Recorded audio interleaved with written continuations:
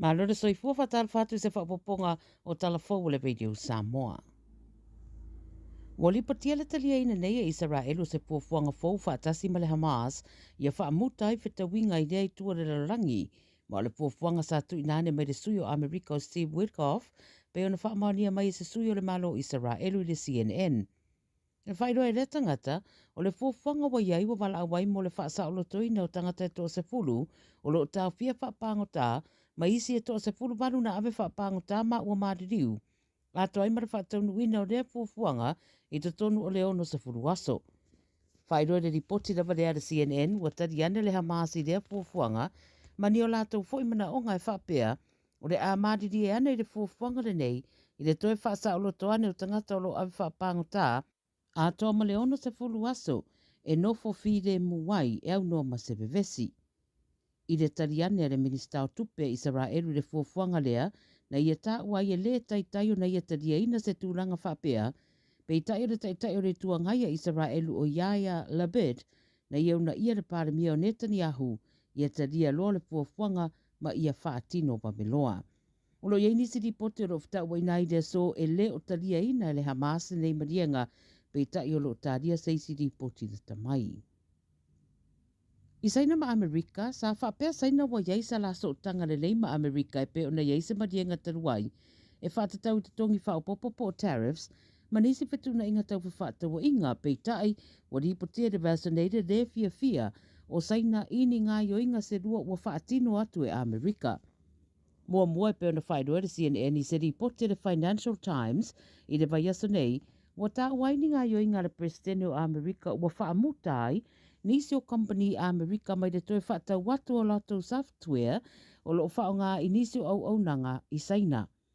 Whai mai ua whairoa ina ane se so upo le company le Siemens na whairoa atu le whai ngā malo Amerika ia i lato nisi o ai inga ua whaia whaatatau i tu ai ngā au nanga whapea o cheap designing software o lo ave i saina le whao ngā i smartphones, computers maisi au nanga. O le mea lona lua, o le whaamtaranga mai le whailautusi o le malo a Amerika o Marco Rubio, e whapea o le a whaale au ngā ina visa o tamaitia o ngā saina i Amerika, e mai se lava i lātou o lo ieiso o tanga i le pāti kominisi a saina.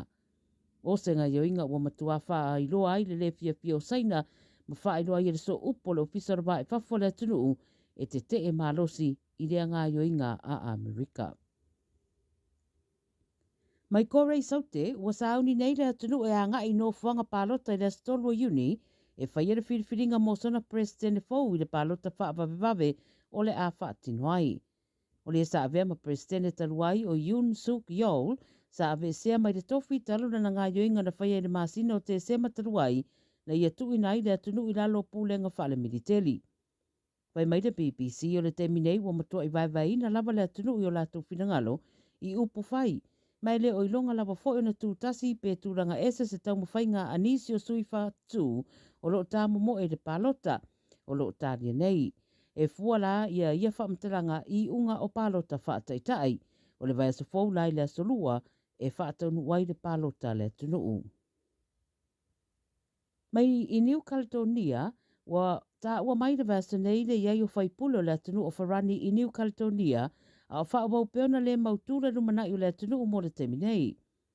Ta ua le Radio New Zealand o le vaso nei ua vaai ai tai o vanga whai a Wharani i New Caledonia pe o le sui presidente o le vanga whai le Reassemblement National Francois Xavier Bellamy ia maisi.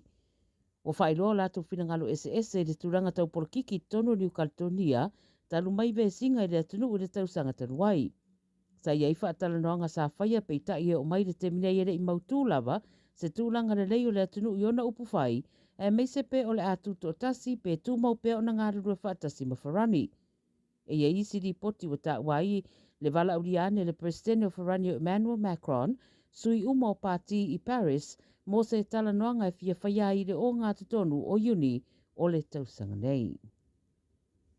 Ma le tala moni mai Papua New Guinea, mo whaamatala se tasi tu si tala i le teo whaamalo New Zealand, o tangata i Papua New Guinea ua mana na o lava ia whaia ia se ngā yoinga i sāwanga o lo tutupu pia i le atunu, ai le na o le whainga māsani o le whaitio, o e o lo o a awhia matala e whaitio iai, ai le lava se ngā ruenga o whaia iai. Wa iai fo isi nisi video wa nginga i upeng ta whairangi ma le social media, wa wa ai wheta winga i le tūmalo o enga, le fo ina tupoi se bevesi talua nei. Pai loa tu stala, o fina ngalo whaaria o tangata na tala noa iai ua whaisi umi o whaipea lea mio lea, o le whaitio i meo lo te tupu i lea tunuu, e mai se lava i sa wanga po le violence, ai lea i lava ma se whainga, ua whaatino e whaamuta ai. Ia o tala ia le veitu Samoa mo lau whaafonga mai le nei fo yaso, ia manuia tele le whainga le vai yaso, whaasoi ia. Tasi lima I watolu amo. Radio Samoa. Wa ye nei le la le Bluebird Lumber and Hardware I Mangile, a wa whaatau molo ainga I Samoa. E mawhai ona whai umai oka o loa whauwhale, pusa aisa o ngā umu TV moenga, se tino forma le telo o loa ese. O whaatau umai mawhai ona tutongi le tātou ofisa I Mangile, ai piki I whale o loa o le Bluebird I a pia vai tele po sa le longa. Walau noa le olua tasi 5 fafa, olua tasi 5 tolu fafa, pe I meli le info at tlmarketing.co.nz Moni si from Talanga. Avia maua sosa, Omega Ka, Ia maloi moa, Omega Ka, Salale tau mofie, Omega Ka, Fili mai loile Omega Ka.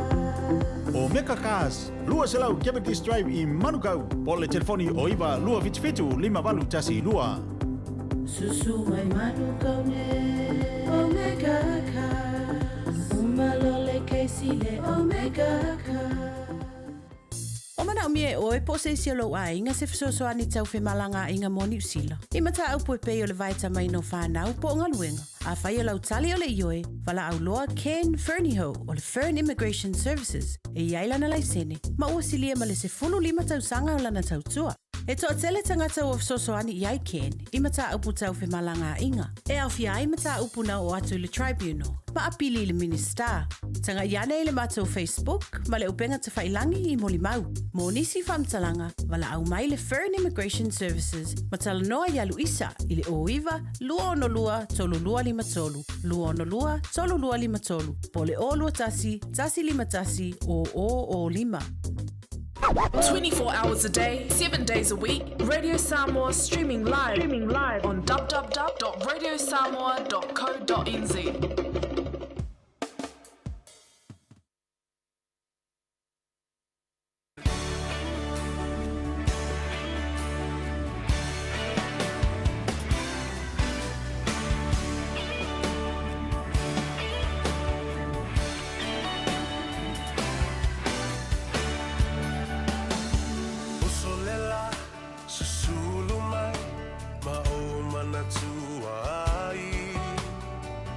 Samoa, le nu'u o te nofo ai. Pe wha pe whea, na ngalo atu o I lewa ai. Samoa, o le penina, o te fia I ai. O solela, susulu mai, ma o mana tua ai. La u Samoa, le nu'u o te nofo ai. Pe wha pe whea, na ngalo atu o I lewa ai. Samoa, o le penina, o te fia I ai. Rangi mai se matangi, te momoli atu ai. Samoa, Patalasi. Angi mai se matangi, te momoli atu ai. Roku alofai la Samoa, Patalasi. Ia, talofa lava le pa ia mawalunga o le whaafonga tāpuai ai mai se fo'i o le sila mai moa. Samoa le atunu pele I tawhai fio le lalurangi.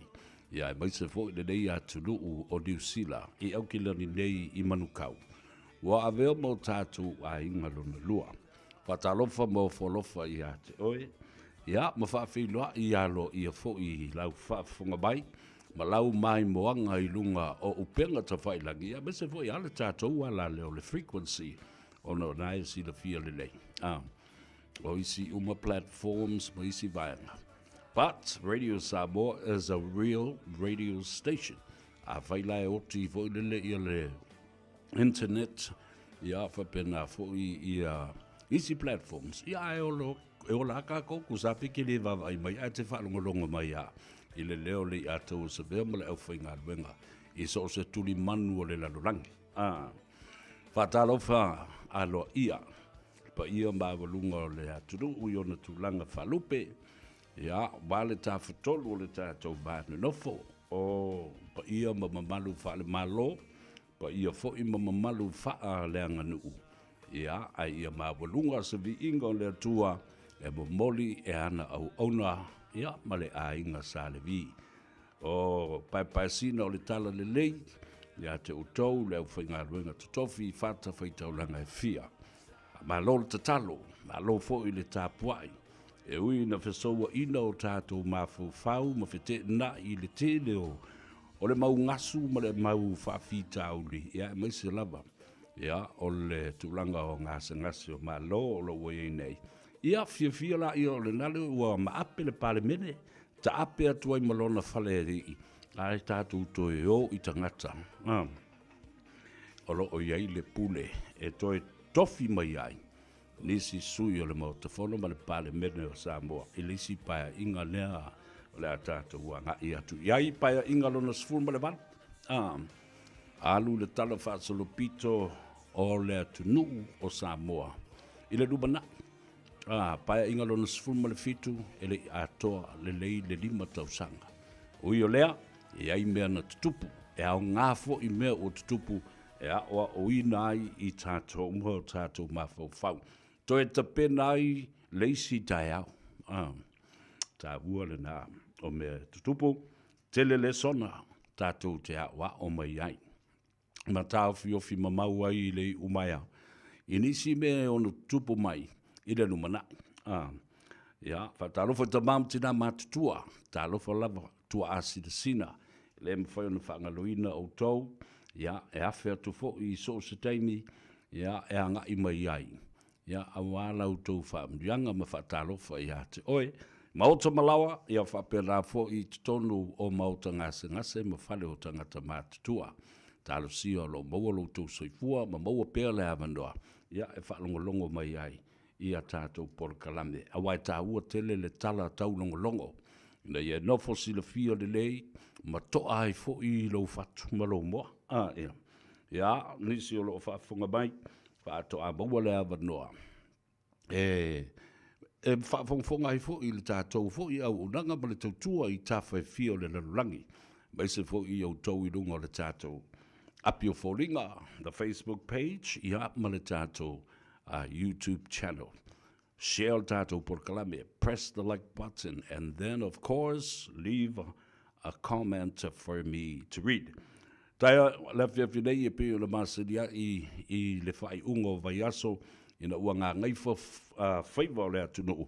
Ia, o la malo, o le uso pele ia te au. Le fionga I le lisatini, o le malu o le malo, le sunga le tūmanu vau, siki asu, o lea o se e mai ona se tanga malu au te whaatalofa ma le nganga whaalalo. Malo le soifua maduia, ia a fio maia, ia te ele tāpolo kalame o oe ma le tūla fono, alo le soifua maduia. Ia, soifua maduia nei tūla o le fiafila u fio kasave po la suga fo ili ataua. Ia whapea fo ili pai le asilasi o le tātou tunu o mea tātou whaasalalunga nei tūla o le fiafi. O le vinga ma le whaafitai e si le tātou tapau sili le langi o le ola o le malosi. Ia, mai se fo I o le soifua lau le lei o le tātou tunu nei vai aso. Malo le whatou toa ia malo fo ia. Wha malosi sāwalinga umi o le nei vai aso. Yo, leanga sole, leanga o aso I o le tele vave o le alu o le tūla, o le wat. Dira. Ia whapena fo I aso I o le was for real. Afar kausanga. Afar le tausanga. Tai au, ia, o le aso muri lea. Ia, e malolo umatangata. ai le malolo ai masi le ataua mo le tano ava le so o ngai sua la ka ngwa va pio le ala le o sa ngai wa ya ta ua le la ya ai va ta tu ai mo le no e va fa ye yo na o na matautua i le te nu malongo longo pea a wa le taimi le nei o le taimi fai ta la le o le tunu ko e le malolo ai masi o ka ko nga lu nga le malolo ai masi di se fai ka e fia mala malama po ambe le tupu mo i le tunu ya ai pe tau i le ya ma wa langa o le skanga ka fai ka kala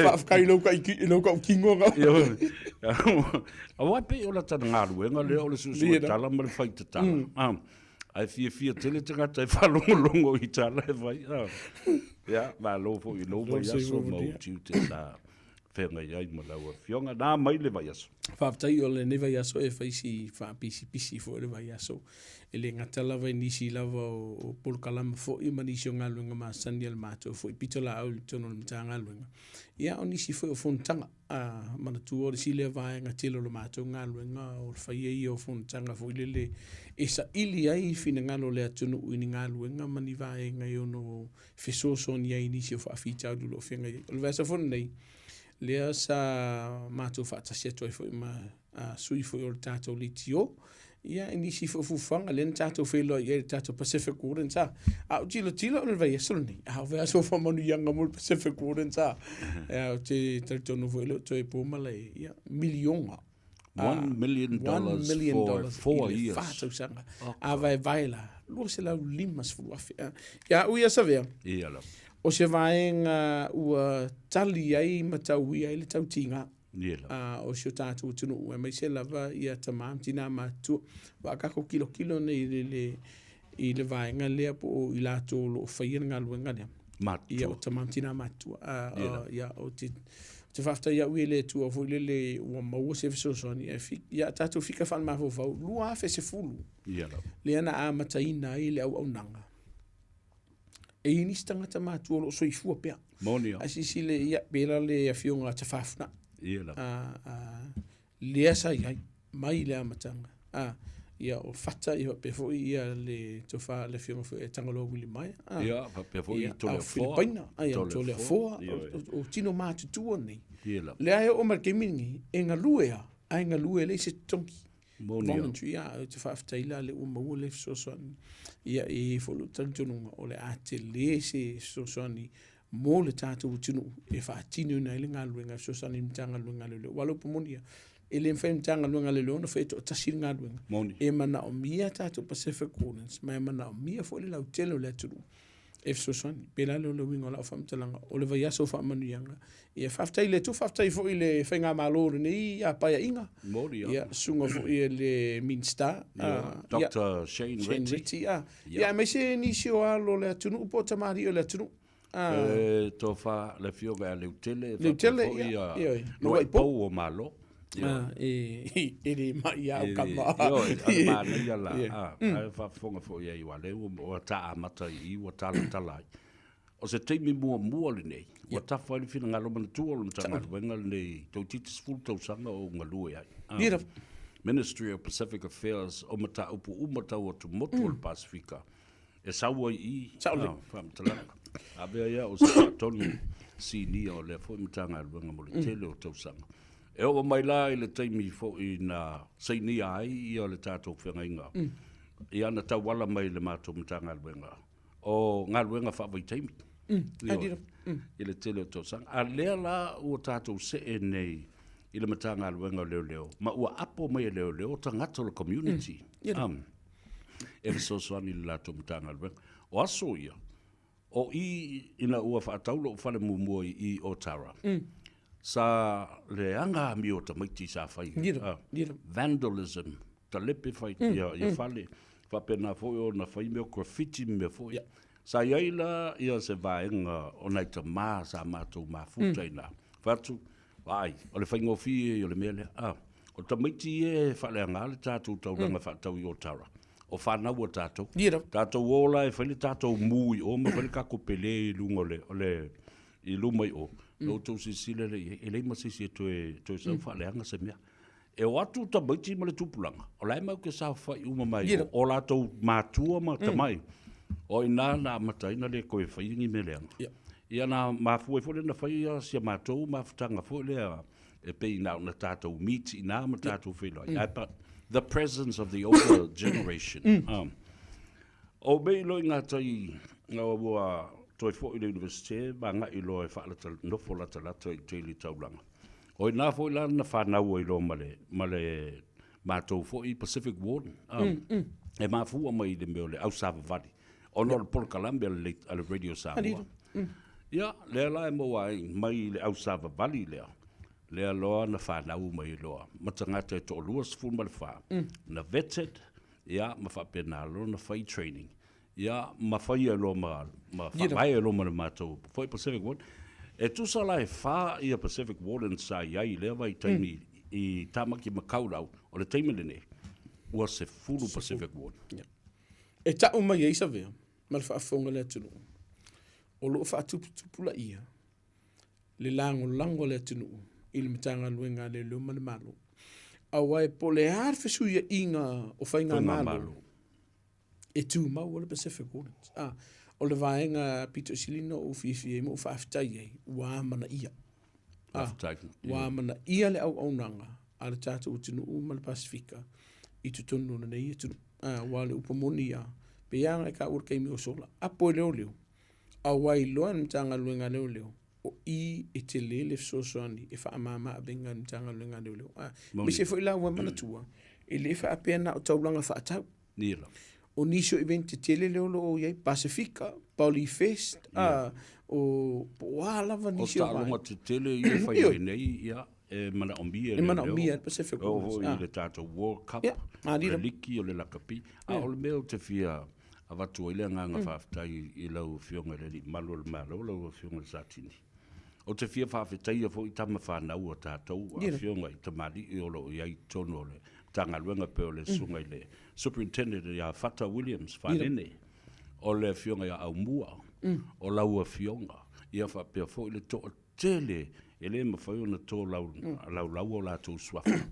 Whaafitai fo i le minister, Dr. Shane Retty, ya mese le fionga le tele le fionga ya lo po ma lo mo ilato umolo nga lulu e tolo le ministry of Pacific people ya ma le lato sao tele wo so ni fa tupe ata ula le tase le miliona mo le luo se lau limas ful wafe ile tausa oka siamua siam pingi le fa tai fo i le sunga ya a Filipina o le sile mana tua. O le tasi nei o toa o le po alo fo ima tama whana o le tunu sai tonu o le mtanga luenga leo. Moria. Loa tau sanga tau tua o se leo peitai. O le ua whainga luenga nei o se kansala. Leo uti tonu o le tātou pūlenga au kilani. O ia fo ila le tene na fisosoani fo ila i le tamu whai una ia lea. Nisi o vaenga ina ia pengi fikia le tōtelo le Pasifika. O le vea so maa ngai ananga? Ia ai mana tua ele asa ia le vai asu manisi o whaafita uli o loo whia ngai pēr malamitanga luenga leo ia ona o nisi fo o le atunu ui nisi fo o soli ngā tū la fono o loo whaatino ina o le sile vaenga o loo whaisi pisi o mkanga luenga leo Nā lia le a o le tā ua fo o le mea lea ele fiso poa i tua oi o le mea lava o loo iai ia tangata o le Pacific Warden o le i tū malo o loo nonofo ai o ina lava la tu te fisoso ni ai e leo mali o le tau o le saunga le mua lona i tumalo se vanga nala ua fai mea ia te tele ia ia ona pe o le tuto tasi o Samoa o mai Pacific Wardens mai aukilani atoa e fisoso ni fo i leo ma o tatu tangata ma whaasino sino le saunga le mua oka se tau o ne ai manatua la i leo fionga i le di satini e le leva tu nei le Polo Kalame le fo ina whaatupe ai leo i le mātou Pacific Warden o le Fau Ward, Avondale, Kelson, Maninu leo. Whai mai a, whai fua lava le suenga, o le tolus fulma le lima, o le sene ave tāwale. Ese le tāua. Ese tāua le vaenga lea. Ia mana tua, a whai fo i lo i nisi o le atunu, ue fia au wai i e tātou vaenga nei. Bo le avano. Moni. Ai mana tua, e ka kauanga siaki mo e mtanga luenga leo vit. Ai le i eisi fa, ai le i oina pe te ina fu ilo fia oi. Ia o le anganga mo runga lava. Ia mo se ava no au nei le atunu. O e inisio tamali o le atunu. Fai langi le fōlau. Ia ale ua manuia le tātou Pacific Kone nei vai te me via i neli. Ia e tā ua tele. Ia o wawai atu fōi. E whai asito tele fōi o nisi o whawhia ngainga. Nei whai whi au o lo tu mai o la tu tau au fōi lele e whaso soani i le ngā luenga. O le me tā ua le nā. Ia o le whaftai sili le nā le vai aso. Vai aso mari. Ia, sauno ia se vaenga e tau te tai ia le tātalanga. O oe pale tūla whono i ua ngā Gagaifo Faiva o Samoa le so. Tai. E whio lolo nisi o whawhita au li na tupu le vai aso le nei sa ve mal whawhonga le tunu. O lo vai el mtanga luenga leo le whatuputupu pēo i lātou toto ina ma whatau ina i al whala whasaina neo le marijuana. Leo lo tele na maua i nisi o so whainga mtanga luenga leo. O li si vaenga o lo vai mtanga luenga leo la vai a wa faisi o tele fu le i lātou o sawa ina li imata mai tai o mtanga luenga leo. Assaults police i mai le whatino ina o lātou tiute. O lo i nisi o lo o la vevea i nisi o sawanga fu le i tātou bus stop. Po o whale whatali basi, i a whapea fu i a whale whatali nfoafi. O lo manunu ai le train stations. Train stations. O lo vai a fu le vaenga lea o le sawaina o tamam tina mātua. Ino fuanga o lo no foi elderly abuse. Ele ngatala i tutonu o ainga. Ai lo a fie i tutonu o fale o tangata mātua o lo iei lato. O li si vaenga whaolave māsani o le kukule ntanga luenga leo pe a whaia i a ngai o inga ntanga luenga na i tau fie i se tawan. Ia ai pe fie midi en kanga luenga leo. O lo whatuptupula ia le la o malosi. Imfenka koe fo imeka koe kalangoi vaenga i. O lo vai fo imal whano noa le tele o whaafita uli masoli ngātu la whono lo o whaia lunga lo penga te whailangi.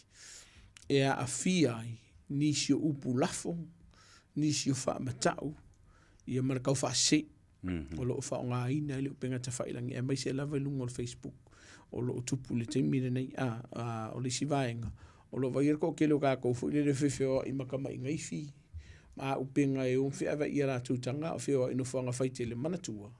O le sor kula whangu le vaenga le. Mō le si la fie le atunu. O lo whia lua i mase a upenga po o se ngaifi. O le sor tūla whangu ino whanga whaite le po o whia lava se vaenga o le. Se ia vanga nā. Wa iei se mafua anga te tau. Wa e whia lua i ma whia veri. Le ia ma si mafua anga kakau. Se ia vanga nā o le e sasalau vau pe kipirau pala au rumoro whale e kau whikau. Alo felo ile mar se pelu ngo fanga fai kele e ile fale tun wo e so lia tu la fon o isi o vai ngolo e te mi fai stelo tato tavre la ver ne vai so ele ngata la vai ele so una kulolu fanga la fanga ele so ngo le ma fo fa ia o isi vai ngolo fatino ina so ringa tu la fon ai la to fo wo la ve ka vale ungo wo so se ma tu lo fa fungo le tu o isi o vai ia marisi vai la e whaatuptupula ia le pule le soifua le teimina nei. I o lo whai asi wha pole ino le mtanga luenga leo. O nao le soifua mau. Le pule leo. O le sia. Isi o vaenga whio ntatala noi le whewhi nei. Mai la tō lo mou ngasi o le mawhawhau. O lo whaatuptupula ia le teimina nei. Te leo sori ngā tū la whono lo a fia. I la tō lo mou ngasi o le mawhawhau. Mai o lava fo i le pule le soifua o lo a whaina i lato o lo mauele ngasi ngasi o le mawhawha. Ma lia lava. Tā ua tele ia vaenga ia o ia lau saudoanga. O tā ua o le whamanatu lava. Nā lira. Ai, o te fia fisili lau fionga li satini. A wao lea na umaia ia se tala mai le matanga luenga o leo le mai aso le nei. O lo tā ua ai. O nisi o soli tu la fono e mai mauele teimi o leo ia maalu ai ia tupe resources and time consuming. O so se pa fita o le po se soli tula fono I lalo I fo le lua se lau. Po o le ngau I fo o se mea whaatau waa fo le ele whapea la the police have turned a blind eye. La tu te le to suina. E whai lava le process. Mai le o se mea fo le e tu malu ai I le mōri o e leo. Ia, mana tua fo I Samoa mala whaafonga. A mai lau maka upu. Whai ngofia I o whai ngora vaenga leo. Sa vea mala whaafonga le tinu. E te tau na whaatino ngā luenga leo le whaamaunia ai. O iai se whaamauninga o se tasi. Sa whaatino ina. Vaenga momua. Sa wakusikana whakaika. A sau se wala au o se tasi uonga o ia langa kupe. E te tau na iei se whaamauninga o le tupe wanga o ia. Lua o ai se tasi o e masalomia. I vaenga ia. O na whai leo susu e ngalamtanga luenga leo. E fua lea. I whaamatalanga ma whaamaumunga o e au maia. E le whaapea la whaamaumunga whaamkananga umo e au maia. O nga whaapea tulo mtanga luenga leo. Sa vea? O le a loka o i whase lau leo e ave se a seuman. Tulo whaafonga le tunu. E te tau o na whaamautinoa ma whaamalie ina. Le tūla fono I ona ia inga. Po e solia se tūla fono. Vaenga momua o langa ia isi. O ka uaku ngā kala. Se me ia sau whase lau kala. Seu manusi o whaonga ina. O loko mariengo o waku er kupele iau. A whailau ia se vaenga ho lele. O e le tui te tōngia me le tupe ia tia. O na whisili ngia lea. Penga ia se ka maari lienga I le valia. Lua. Nga ia se ka maari lienga kuskusia I le vaenga lea na e aitala fua I lau tupe. O ila, e tilo I ele mtanga luenga leo. E ongo o le maka upo o le vanga fo lea. E ka o le sivu.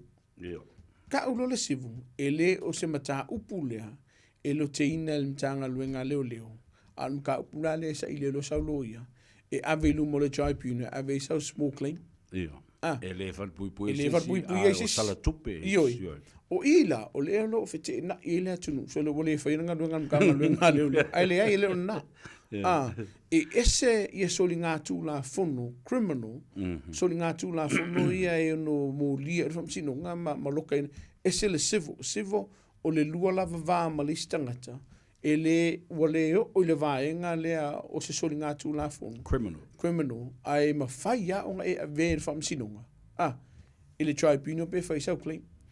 Ia o le si vaenga, o le totele o tātou tunu o lo whaitio ina le mtanga luenga leo. E meise lava tātou taavale lave pia.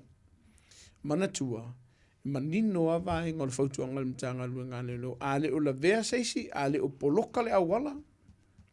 Whaile lu mka upu e kirua swala upu le lungo la awala pe, ma whaiona e sau e toi wha umala mka upu le mtanga luenga leo. O na avele lau insua lātou te whaia le mta upu le. O I e Yesu sueng e lela se maka upu whaape a mai mtanga luenga leo whaanga ngā ngā kia I lea e whai suenga le mtanga luenga leo wha mauti noa le lei e yaini molia ngai te tau ona whaia pe lea ia lava ia wha maoninga po evidence ina ia whaia I se ngā luenga mtanga luenga leo mana tuale na manino al saundoanga le fionga le al komisina e le aise mata upu e le susuina le mtanga luenga leo. E mana tua, e iai vaenga categorize e le priorities. Threshold e tauna. Sa o le, o le sile mea lea batu whaafau tua ngai ma wha marurua to e fo ile atunu isi taimi. E vala au mai ai le o akunu kanga luenga leo. Pe tuai atu foi. O lo whaatu langa ngā luenga mtanga luenga leo. I vaenga e te tauna a vele wha mua. Prioritize. Ioi, o lo o la matia le soifua o le saunga le mu, ma mea tō tino. Pe a fua pe a whapea mai. Se o pe se e vai o la kuanga uia kanga. Ia, e ka akia la le vaenga ngā. E prioritize, o pe o le priority longa 5 peo. A tu lo whafonga. A vele wha mua I vaenga o lo la matia i le soifua. E me se lava la vaenga I a tu lo whafonga la tunu. O sori ngā tū la fono mātanga. Sexual violence. E awe fwoi wha mumu mkanga luenga lelo. E te tau fwoi la. O na su e ma wha amauti noa lelei. Leo lo o whai soli ngā kū la fono. Po o soli ngā tū la fono. Kare whakaika. A whai o se uru ngā li I fwoi leo lea na maari lie e mo fakas e mun muriang e ikar finga sau li pokin makanga luenga lelo e le fa pe fa lo kulum tanga luenga lelo lokal tangata le ai e te tau na su ele le ma fa mautino na iai se soninga tu la fono na fa tino ina lua na e manao ye na malia e lo finanga consenso e se te tau vanga le olo no winga e fa si umi a o fa lai mo tato fa msinunga e le fa pe ba kulo kasin masinga le ai te le lavo isi fa msinunga mai si mata upu e lua kausanga o koso e fa mautino le o vanga na le mo si le fia le tato tunu le ai e su ele mtanga luenga le lo e fa mautino fo fa malia ina vanga o tu la funu ai le fa in modia me tonu alna la tu la i Samoa le te mile o tupu le fa la velabe ele pa maulia molimau o le lava molimau ona toso iala ia lea mo le tolu tausanga ia lea la o silsila ne iai ua o lo ma le mata upu le whaamsinonga e te lea la ia vaenga la e tula i mai ai ai pei o le maulu nana mai leo leo se i wha mautu le leia la tau suenga ia ai pei o le vaenga moli ale nao lewa e sao no iai tau o telefo i moli wha fonga mai o le atunu ta se e la i nisi vaenga na awa e taua na iei wha maumaunga fo le a leo o le alu lungo o le solitu la fono ia ma le sau i lalo ia ona peila e pa le si vaenga o le solitu la fono ua tau atangia mai o iei se vai fo o fai ai ai vai o tulisi piko ua mo kwai fufula ola le si soli ngā tu la fono ai fo le talo le tau o le teimi o le tau sanga e se fo i anga mawinga fo i o tangata solitu la fono ua le upomonia i o kanga kafe uaka mamai e fai soli ngā tu la fono a tato tilo vanga le ram rates mana tua sa i ai le teimi se pe o le koruko sangaru ai aso uma, vai aso uma, mo makoi mawalunga, le ana i ele whaiti o ngā le atunu. Ia, teo si sira la i te mini, wa se asea. Wa makau ngā palas, ia, te leo vai ngā lo whai ele mtanga lue ngā leo leo, lo ngā lue whaatasi ele mtanga lue ngā leo leo, ma le atunu ulau tele, kau ma whai ia whai ki kia. Ai si sila le vaenga le pio no ta u o le vaenga le o le fia kuku o kanga ka mtanga lue ngā leo leo, o lo whaatuputupu la ia. E tele fuila ma tele senga luenga o lo tam fail mtanga luenga leo e fai le alo batu fa fa tuanga le tatu utunu a fai ke sila fiu e solina le tula fono kulum kanga luenga leo pe fa ku a war fai ngo fie yo le vainga le a e tu nen tanga luenga leo o akum kanga luenga leo ba ayolo ye se vainga le tula fono e solina e fai ai i fai unga mtanga luenga leo ka fa ka a tun tanga luenga le maua oe o le sa fa sauna e felwa i lungo le tato o wala se i lunga e maua lo lai senga anga ke felwa ia e fai e fai unga la fai unga ko sor ka vale e te uvo le pe ku u le ka ko wa lo toa vo le lo ka tato ta vale mo lusu valwaso mo lia o le fam sinonga ava ku mala usala i le vale e ke le yo le vai ngai ma fai una e fai e senga luenga i o ku fam sinonga o kau mama ni sio vai nga fu le wa kai mi lo fam sinu mai i vai nga o fufuanga ntanga luenga lelo i morianga fa ya ke ai afa aku wa ku o nga luenga lelo i vai nga la vai a esola o le a ye ni sio morianga fa o popo o longa winga ko sol ka ko ka vale lo pe ko lu le ngoma singa la ko so i fu i le ku fam singonga se i lo lai senge wai ai malisi vaenga fu le fa popo so nga tu la fono ua e fail to remain stop be fail to stay to stop ile kaim po ua ele kun mkanga luenga le pe ua ele usta ia le fa tonu mtanga luenga le e ke ku ma ka ofisi fe nga lo vai la ke le or vaenga le la ai olona winga e ngo wa nisio la tunu e ngo e fa pui ele vaenga le olona winga o le wa e sola o le ai murianga fa opo a o le popo lenga o le mtanga luenga o le ala matia le sango le mu o le tunu ke minek sola ele nga kai kanga ka fe mala nga i fo le lo sava vati a o nisi o ta vale dunga la wala Ia.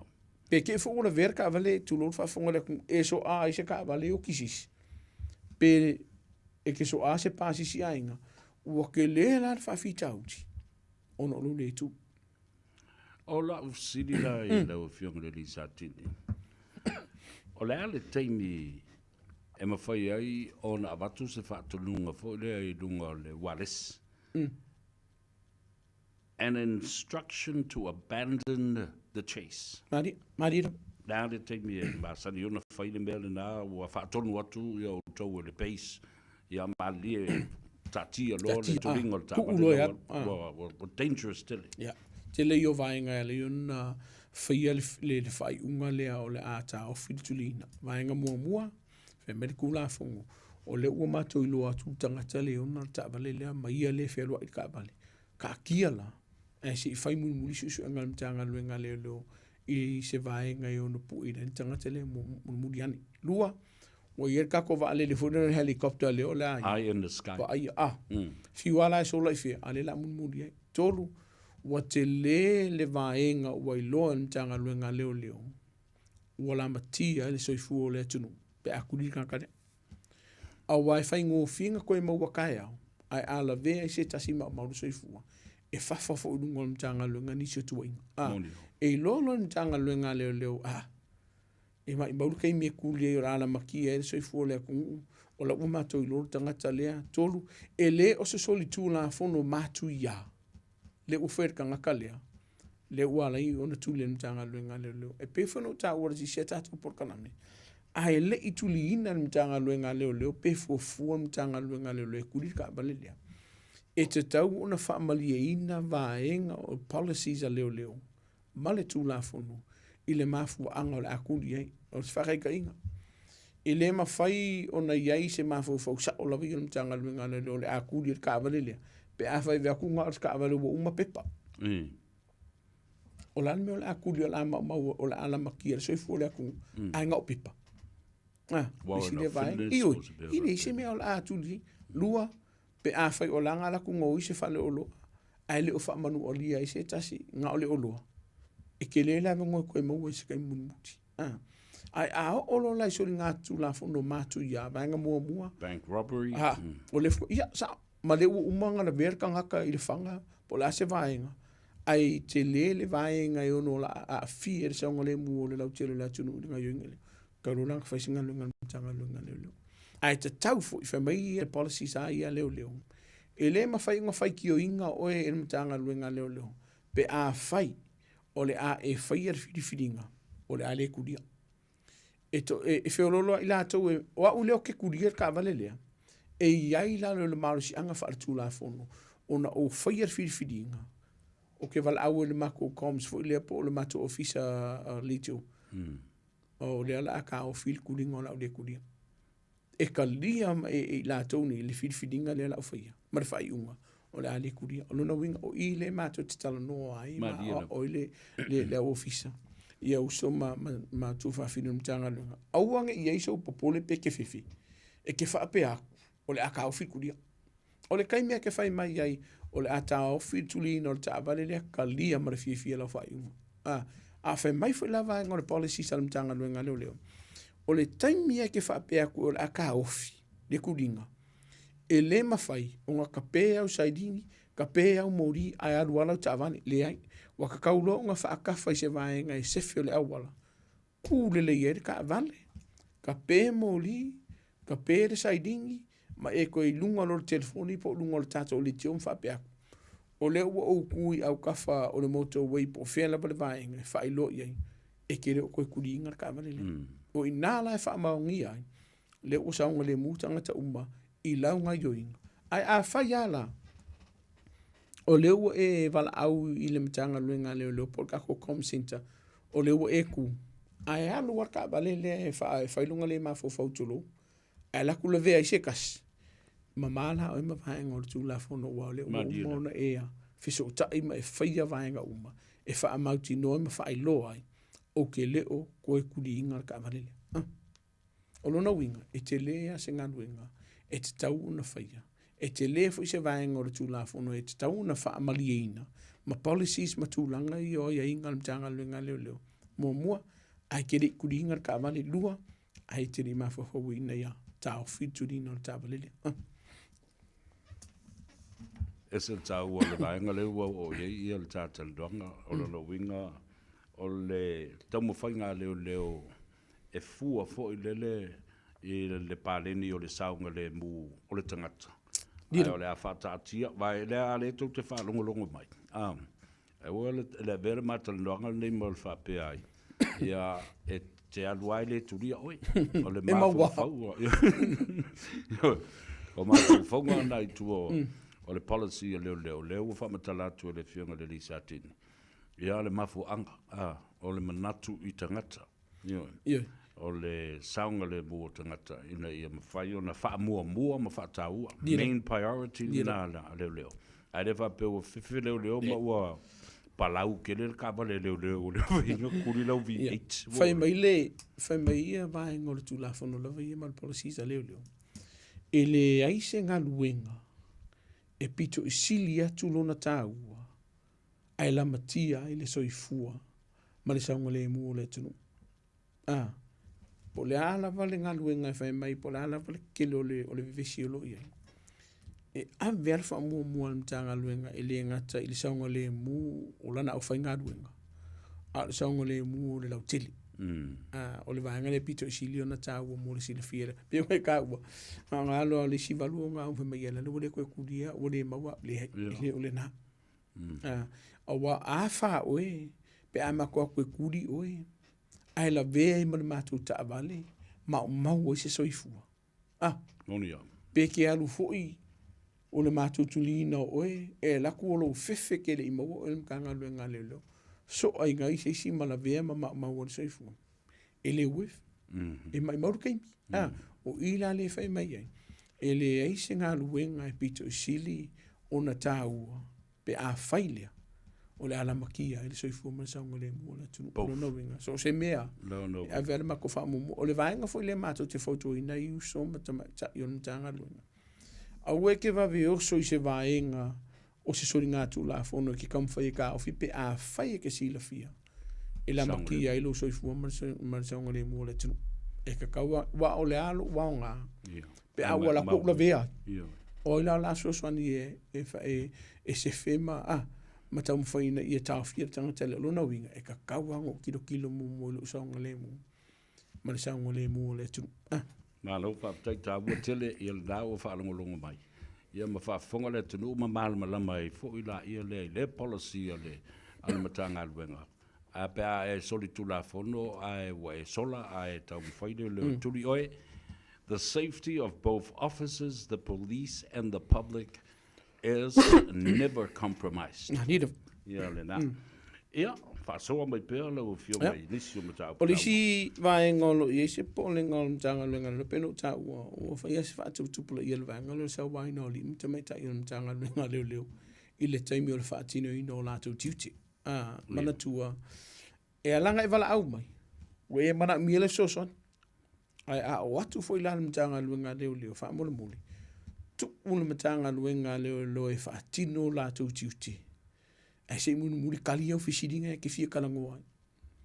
Ai leo atu mtanga luenga leo nga e vala au mai. Ai ko akun mtanga luenga leo. Ai ko e fa sanka mtanga luenga leo. O i e te lele vaenga i ono afia i o tu la fono. O la fa felang fa kingo i nga luenga mtanga luenga leo. Pe a fa i o nga ue fia fusun kanga luenga.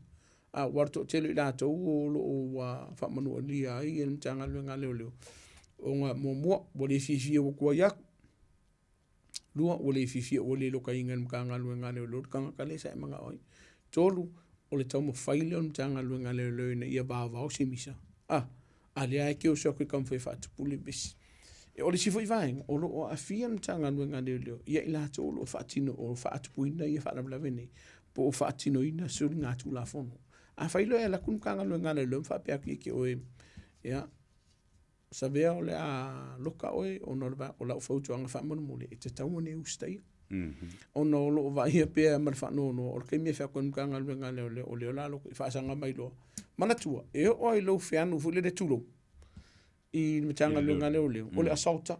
Yeah. Ua e whao rima i le imtamaita i matanga lunga leo. O la whautuanga. Tawane usa i whatununga matanga lunga leo. O whakongunga umale wako matanga lunga leo.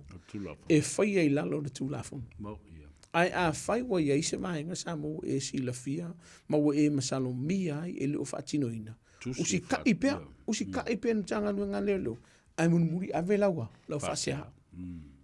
O le tā ua i o le vaenga lea. Wa e le mawhai o aku matanga lunga leo whaatino ia lo lātou tiute te tauna whaatino ina. Pe a whai. O la i se polenga o le a fia lo lātou saunga lemu. O lo na winga whaamunumuni. O le si vaenga. O le si lea solitu la fono po le si lea morianga whaopopo. Mai morianga o lo solino le tu la fono le o mga kupu. A e koe wha o lima mtanga luenga leo. O le si lea morianga whaopopo i ate oi. Pe a whaile te wha o lima i le mtanga luenga leo. I li mtameta i mtanga luenga. A o whaatino ino la tututi o lo na winga whaamunu. O le si vaenga e la ulava tilo mai tau sanga talo no tono mtanga luenga. O isi vaenga pito isili o na afia mtanga luenga leo taimi o maliu. E aku mkanga luenga leo e kam whaiwhalinga luenga e musule ainga.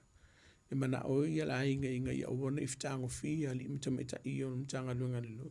Istanga tolo o maliu o na soli ngatu la fon. E kakawunga mama la malutata utinu. O le ngaluenga lea mtanga luenga leo e tona whatino ina. O lo na winga. O weke fia fusu o ngolo wika po uti ngā fo ilo fina ngā lo le me ukupu.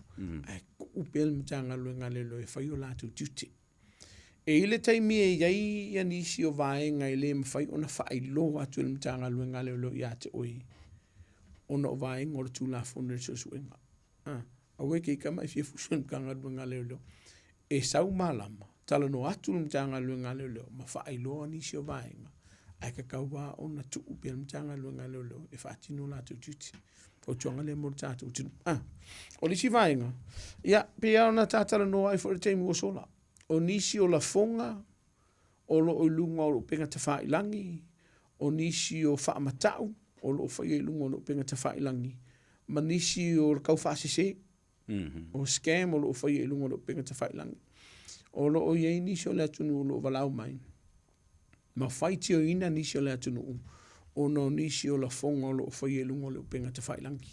Mana tua, a whai ua ieise vaenga ua ieise papolenga o listanga te lona saunga le mu, ma le saunga le mu o lona ainga, ma mauti noa ua whaaleanga ina lona tamali ianga i sistangata. Whainga le vai mkanga luenga le avelanga whaasea, mua, a whai ua iei nisio i lātu, ua whaamatau i nisio i lātu nuu. E ma whainga avelunga lea, o le threats, threatening le, le ua whai ilunga, lua defamation, ua whaaleanga ina lau suafa, ma whaaluma ina lau tangata, i lunga o le upenga ta whailangi. Ai leise whaamaungi, avelia. Le whaavaya. I le whaavaya. E te tauana ave. O le sila vaenga, te tauana whai te te le tunu. So se whaamalawe tupu tono ni sila nei. Kusa pei loa ni tanga luenga leo i la tolo afia. Ba tatu tala noia i la tolo afia. La tau o suspect la tau sa whaatino ina. Ioi, la tau o sa whaatino ina so ni ngā tū la fono. E le mawhai, o ngā whai loa e matanga luenga leo. Se ia vangana wa i eise whaatananga mai le whaamsinonga. E whai loa i suafo i lako. E ese mai la, mai suafo i la tau ua maari liupo a whaina i so ni ngā tū la fono. Walangolo i ele vaenga o malifa i le atunu ufulele o le fia i loa i lepo ingi whaakupu o le whaafika auru i alu whaasalarau. E iei vaenga o le tū la fono i ono a fia i oi. Ai mai se lapa, pe a whai o iei se whaatonunga le whaamsinonga, e le whaalau i loa ingo la kusuafa, e alu whaalau i loa. E ke le i o le vaenga i ono a fia i oi le vaenga le, o lona winga, o laulawa i whautuanga. Sila mua i vaenga o le tū la fono, ma whaamauti noa, o kawa ma sefe oi. Ai te ri whai i vaenga. Walanga i whaisiko o ke lor tātou utinu, o lo oa whaina i le vaenga, ai mai se lava. Pe a whai e le ise whaatananga mai le ainga, le ise whaatananga mai le tū la fono, e whaalau i loi o lātou suafa mo lātou fōringa. Ki le lan vaenga i ngā whia i oi. O le lua mai aso talu wai. Nau mai ai le polo inga mai le ofisio leo I Samoa. A mai se le vai ngol tavale afi. Ua matua fau se sanga le tele o meo unpaid fines. Mo sala. O se tasi la o vai ngā fualele o le tactic la leo na whasalau na mai. O le a whaile lisi ma whapena o na tō lau mai uma ave ta vale. Na whaila la o porkalame. Mau whapea tuai. E te taula toi tanga I masilisila leo le lato ta upu lea. La whaalau wilo ai ia I ngoa ma I lato uma o le soli tu la fono a o meo traffic fines. E silisila fo I le ai a tau o le tangata. Ma le whaalau wilo ina fo I o swafo o tangata. Ma le a fianga o tangata. Ele I level porkalame na a o le si lova ia so le vaso le nei. Na tau fia ai. Ua le whaasalalawina ia I ngō tangata. Ai ole a su e lava ia tangata ia ma o e tongi e lato sala ma mea whapena. Ia, sao no I na. Mana tua I te tonu, o te tala no lava I e tonu New Zealand. Breach of privacy, Stala whate I tai. Whai e se tangata soli tū la whunu. O loo sa ilia le metanga luenga leo. O na iai le papolenga I la mati e le saunga le mua le tunu. E iai le whakanganga, I lalo le tūlafono, pe a uma o na mai se ioenga mai ia I la tōlo o whaurunu luen mitanga luenga ma le tūlafono, e whaasala lau le ngorkanga ka le sa ilia le mitanga luenga leo. O na mawhai lea o na whaasala lau. Lua, pe a whai e iai se tasi o loo sa ilia, missing person. O loo fiu le mitanga luenga leo sa ilia. E iai se whaatananga mai ia I la tōlo o whaurunu luen mitanga luenga leo po tūlafono e whai lo ai ona o lo latu saunga le mua Faiva ve maua. E mawhai o na whai le vaenga. Tolu, pe a whai ua iei nisio I lato I lalo lava ia o vaenga o le tūlafono ua mawhai e le mitanga luenga leo ona sa ilia, whako a whai lea. Mesi lato ua maari niu. Kwa mwhai leo ngā whai. E tala no fo I a inga. E a maiso lato nganatu, mai nio lato langona I vaenga ia. Ai o le kari, e mai runga I. Ai a whai lea, o le maua mkanga luenga leo maua iau, o la kwhaasara lau, o le ri idea o paimana a whai le ilanga sala, e ko soi la urumsiu. E ta tau o na whaamauti noa, o whaamali e ina le tū la whonu.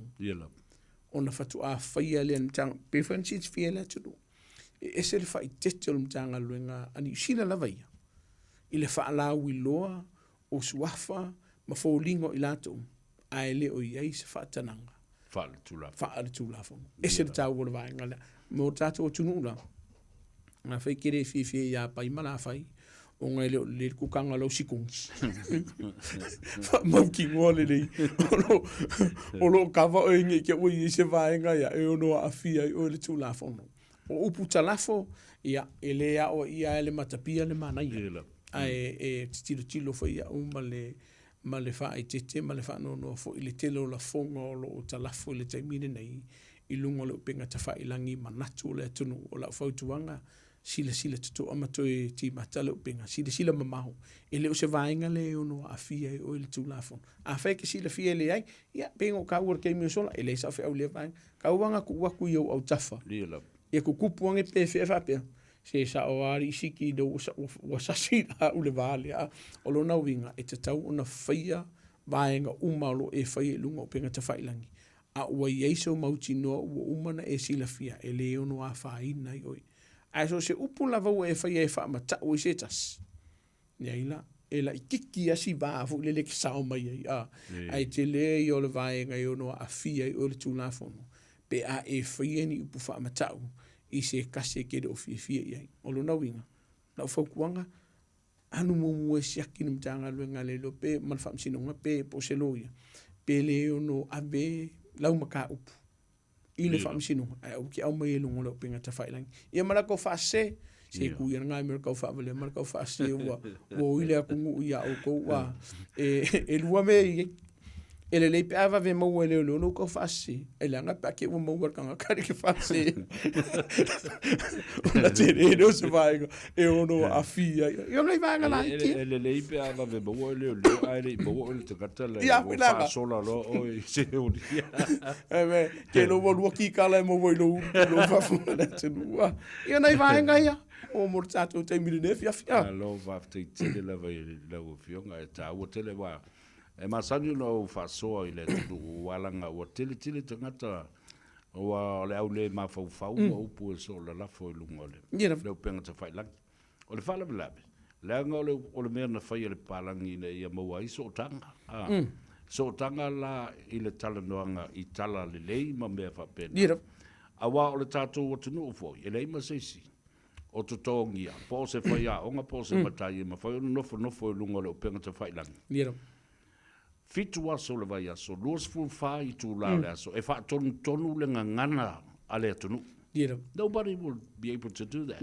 nanga le se mena fai eta ele la se foi a un Samoa sa no foi lungo ele mo san tupe ma tau fa tonu le ngana o le mea patino le na ele to fama le fa utanga le tangata ma o I fo e te loai le fale a onga ma le fale tangata na fa o ia to ngata tangata fa pe e pe o le tala le na ai ona o le tataimi Tawalunga ba ye la wo fionga di malo. Ya fa tai mo le tato por calambre ne fia filo fionga sa vea ia li fai una tato por calambre nei vai nga ye lu.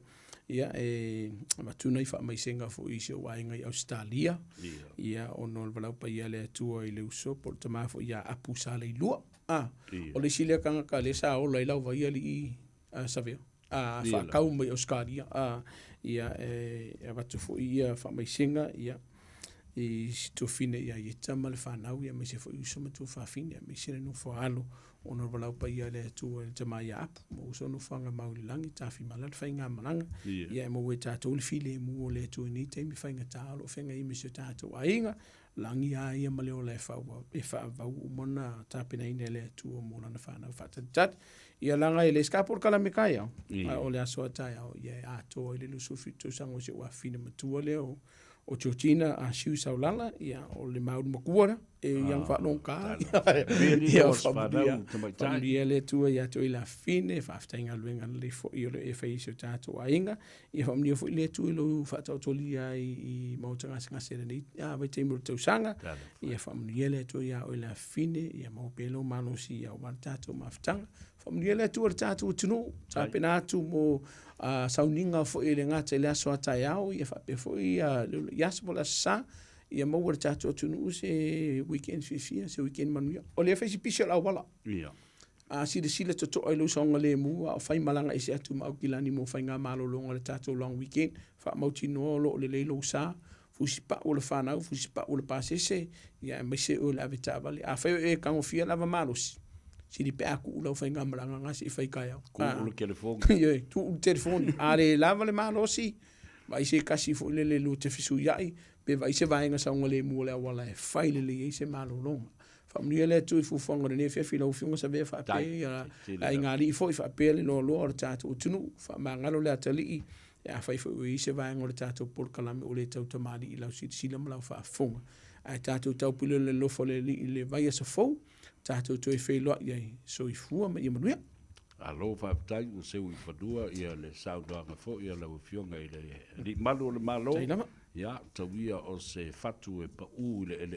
lei e tupu maola ma lau siusi le fa fonga baia le atunu au le aso ta vai vainga lo tu inatu le tu la fono ma oe ta tia yo au ta fa walo sa le mu manuia fo le fa ungo le vai aso a moa so wa vanoa a fio mai o le mauta o Samoa le aso nga fua ia o le a fatino ai ia le tatou sisi ngā fua ma le whakna tuina o le ono sfulu tolu tau sanga o le tūto tasi o Samoa a o le isan parmene se soia ia ai soi ia o tatou telefou mai I vai whanua ai mai se foi o isi atunu o la langi mai Australia Miriama Pomare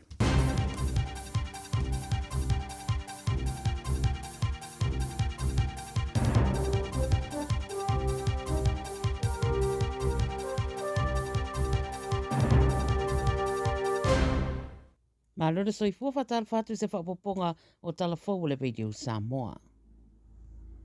Wali patia le talia ina nei e Israel o se puafuanga fau whaatasi ma le Hamas ia whaamuta i whitawinga i nei tua le rangi ma le puafuanga sa tu inane mai le sui o Amerika o Steve Witkoff pe ona whaamania mai se sui o le malo Israel i le CNN. E whairoa e le tangata o le puafuanga wa iai wa wala awai mo le whaasa o lo toina o tangata e toa se fulu o lo tau fia whaapangota ma isi e toa se fulu waru na ave whaapangota ma ua maadiriu. Ato ai mara whaataunu ina o rea puafuanga i te tonu o leono sa furu aso. Whairoa le ripoti lava lea le CNN wa tari ane le Hamas i rea puafuanga ma ni o lātou fo imana o ngai whapea o le a madiri e ane i le puafuanga le nei i le toe whaasa o lo toane o tangata o lo ave whapangota a toa ma leono sa furu aso e nofo fide muwai e au no ma se bevesi. I le tari ane le minista o tupe Israelu le puafuanga lea na ia ta wai e le tai o na ia taria ina se tūranga whapea, pe tai o le tai o le tuangaia Israelu o Iaia Labed, na ia una ia le pāremia o Netanyahu, ia taria loa le puafuanga ma ia whaatino Babeloa. O lo iei nisi di pote o lo fitau wa inai le so e le o taria ina le Hamas nei marienga, pe tai o lo taria seisi di pote le tamai.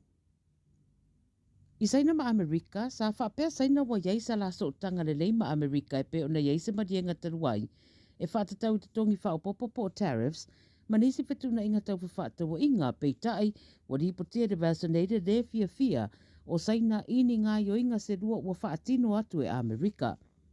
Mua pe ona whairoa le CNN i se ripotia le Financial Times i le vaiaso nei, wa tā waini ngā yo inga le presidente o Amerika wa whaamutai nisi o company Amerika mai le toe whaatau watu o lato software o lo whao ngā inisi o au nanga i saina. Whai mai ua whaeroa ina ane se so upo le company le Siemens, na whaeroa atu le whai ngā malo Amerika ia i la tau nisi o ai inga ua whaia, whaatatau i tu ai ngā au nanga whapea o cheap designing software o lo o ave i saina, le whao ngā i smartphones, computers, maisi au nanga. O le mea lona lua, o le whaamtaranga mai le whailau tusi o le malo Amerika o Marco Rubio, e whapea o le a whaale au ngā ina visa o tamaitia au ngā saina i Amerika, ai mai sei lava i la tau o lo ieiso o tanga i le pāti kominisi a saina. O se ngā ioinga ua matua wha i loa ai le le fia o saina, ma wha i loa i le so upo le ofisa raba e whawhole atunuu e te e malosi i rea ngā ioinga a Amerika.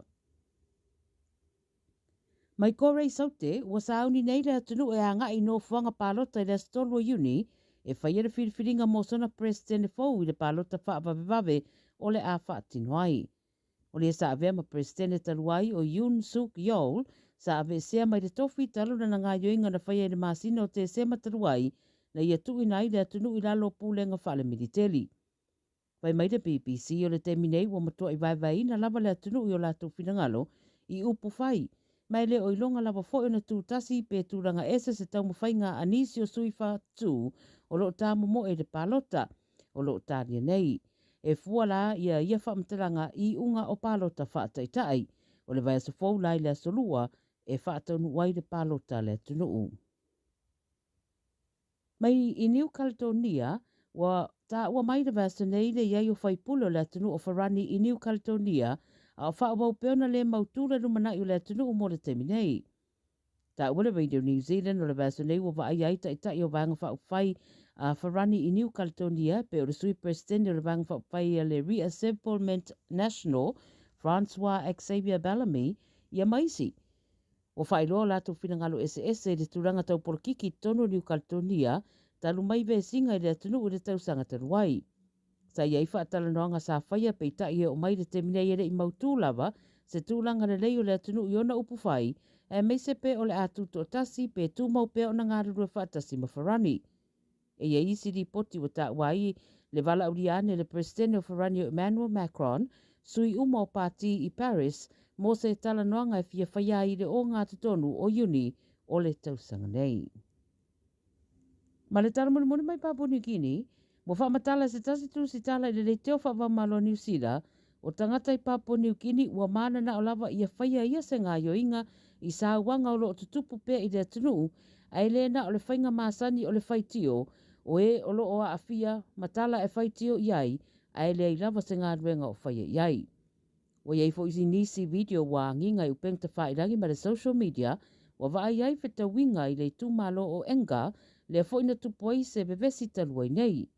Pai loa tu stala, o finangalo whaalia o tangata na tala no iai o whaisi umi o whai pea lea mio lea, o le whaitio i meo lo tutupu i lea tunuu, e mai se lava i sāwanga po le violence, ai lea i lava ma se whainga ua whaatino e whaamuta ai. Ia o tala ia le veitu Samoa mo lau whaafonga mai le nei fo yaso, ia manuia tele le whaaiunga le vai yaso, whaasoi ia.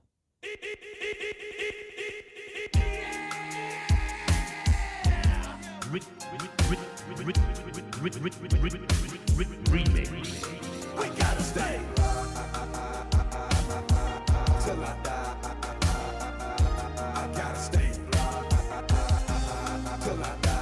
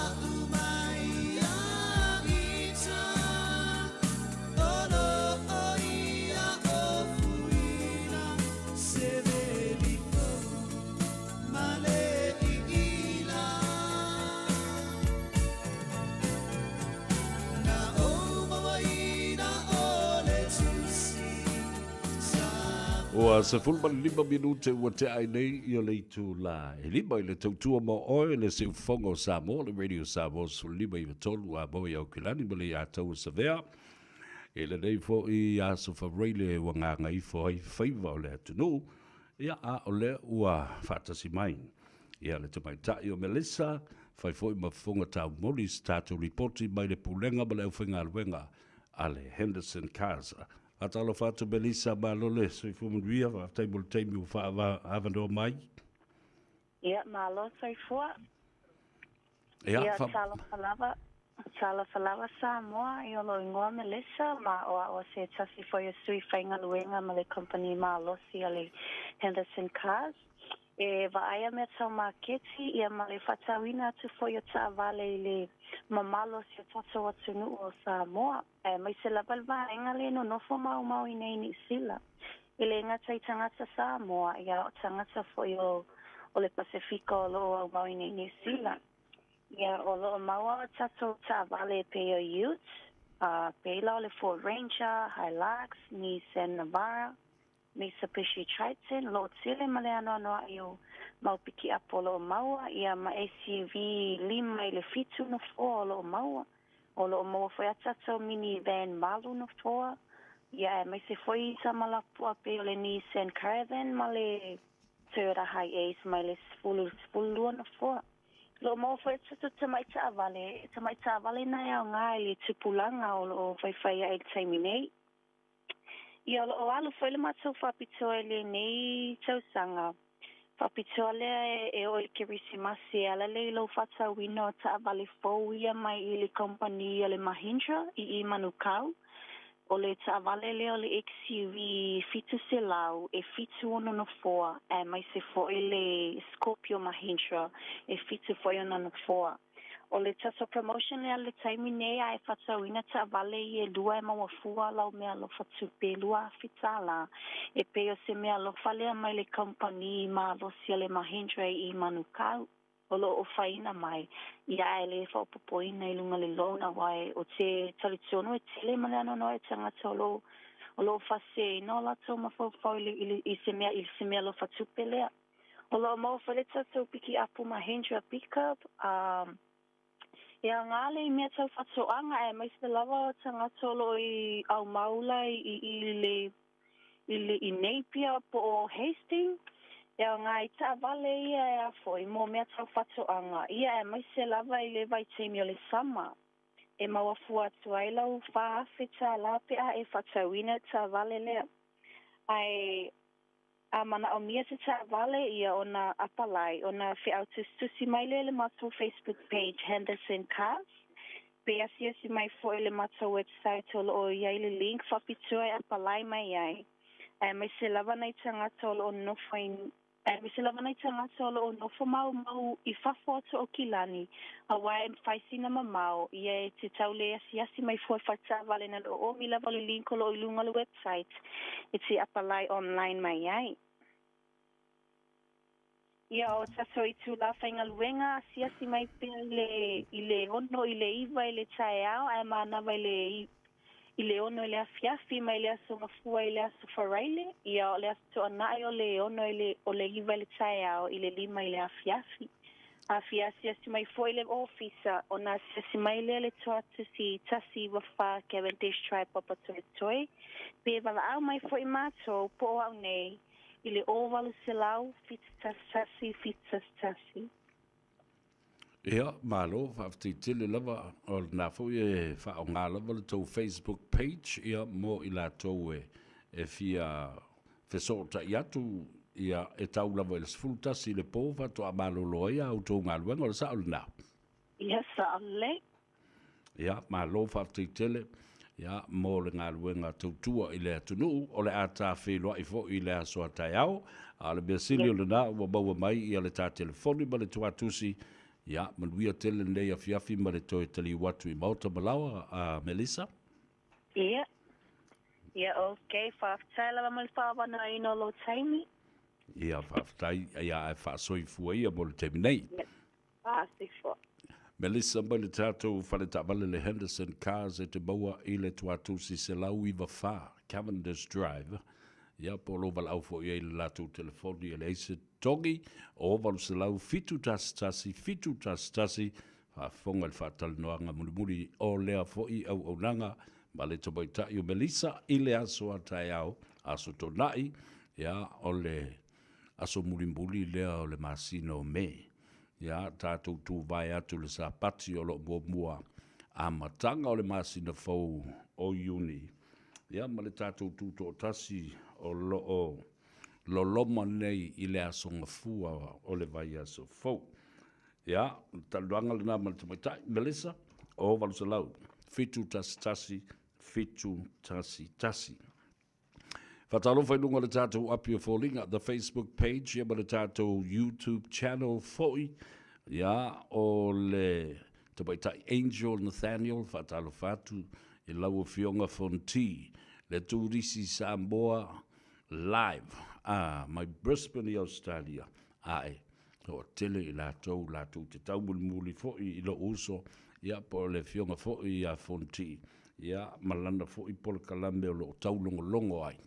Ia mea lava o lo tutupu i Samoa, New Zealand, Australia, ma isi atu no o lolangi, o lo alala ma papa au ai o tātou tangata.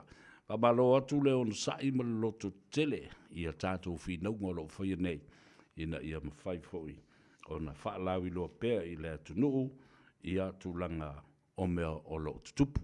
Whaiumu tamawhili tā whianga, tālo whalava, Samsung View, a lula soi fumanuia, ia whapea fo i tulu inga taito James, o polonga leu pena unasa, talu fatu ia te oe, ia whapea fo i ia e la tau o lo o siu so leo ai.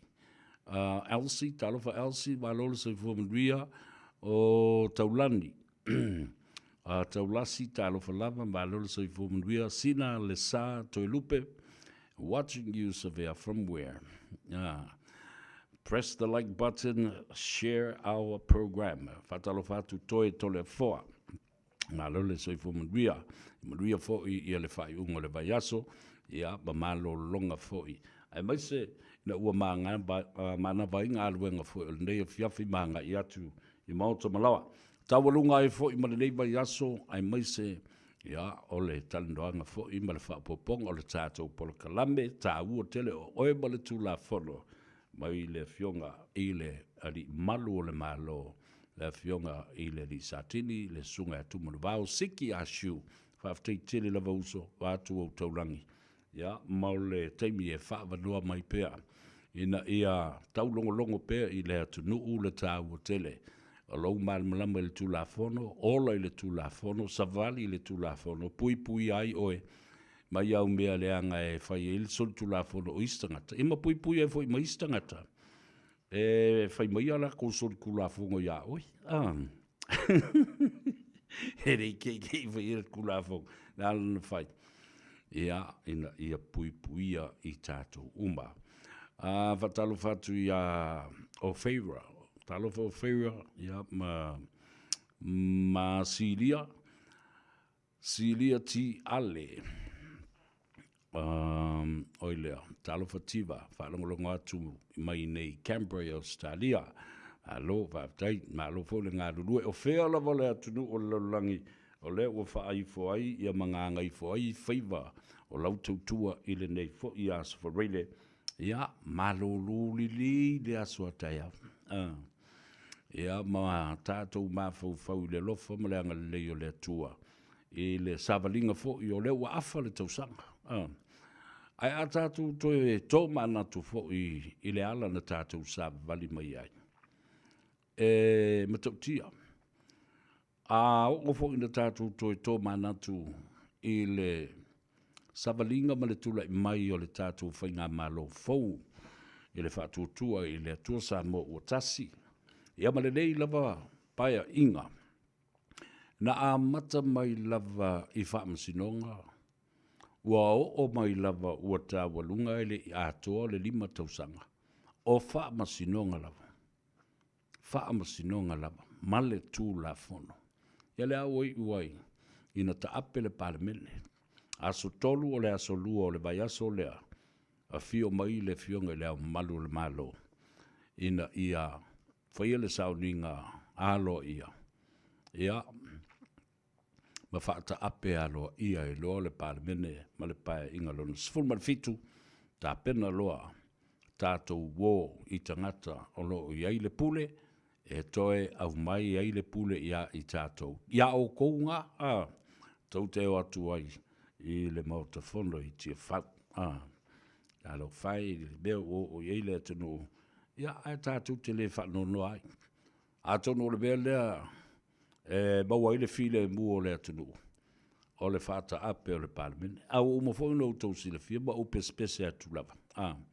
Wa leva na nofo whaatali, ma tā pena ma sauni uni ele sa whapito le fionga te mai tai palemia.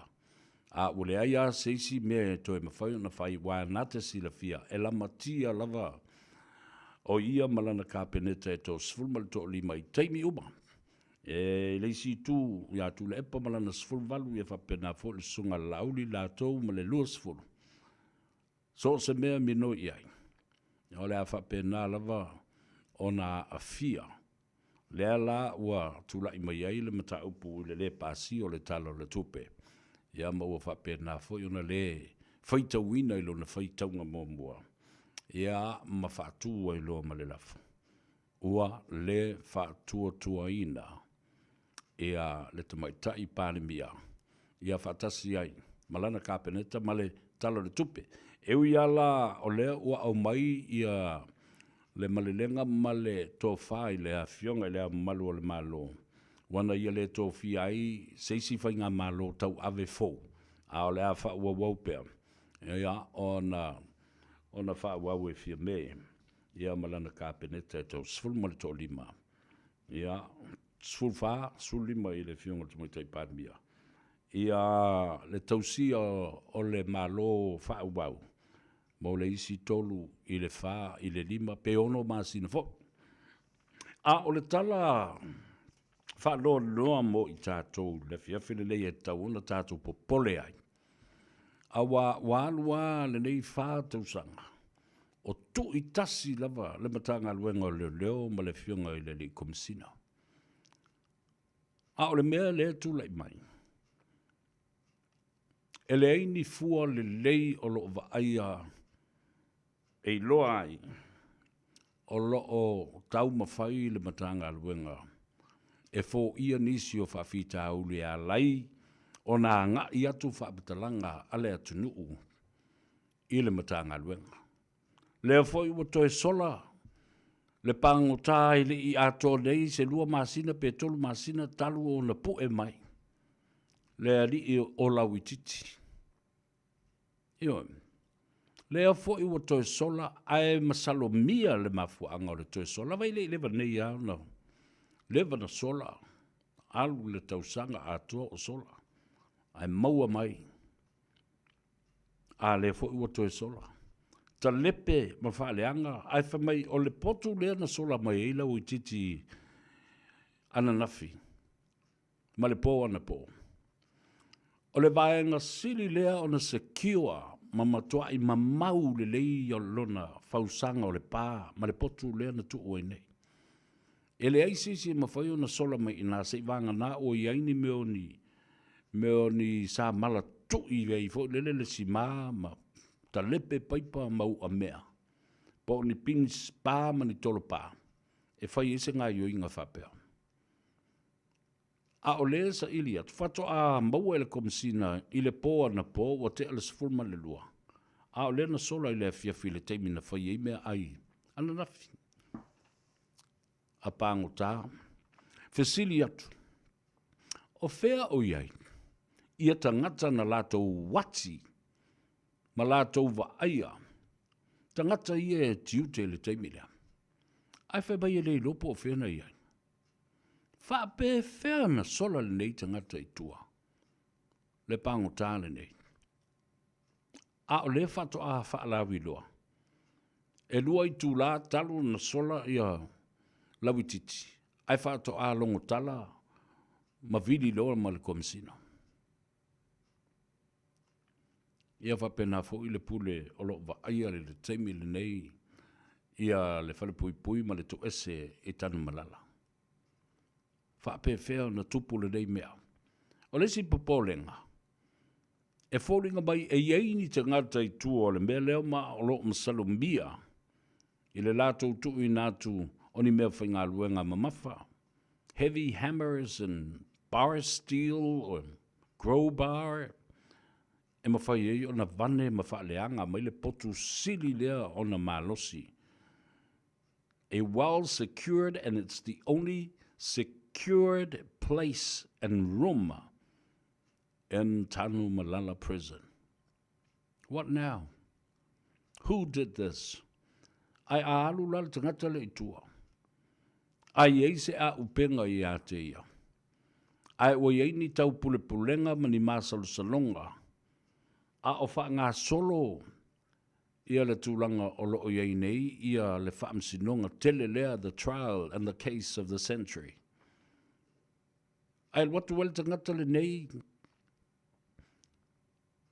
po se tau pule pulenga, ma wha also e sis tangata, ina ia alu e tangata valeina, nisi o loo tutu le whaamsinonga, po le i tū te te, po le i tū a leo leo, po le i tū a lauli, po ni leo leo, po ni loia, po nisi fo i o boli mau. O la le meo le awhai. La le nao leo te whai atu. E leo tu vā lava. Le te leo whaafita uli, ia ma mafua ai o na whai tala. Ma whai atu whai tionga ale atu nuu.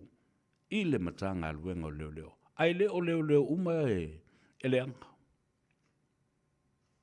Le mea le na. And that's breaking news for a very dangerous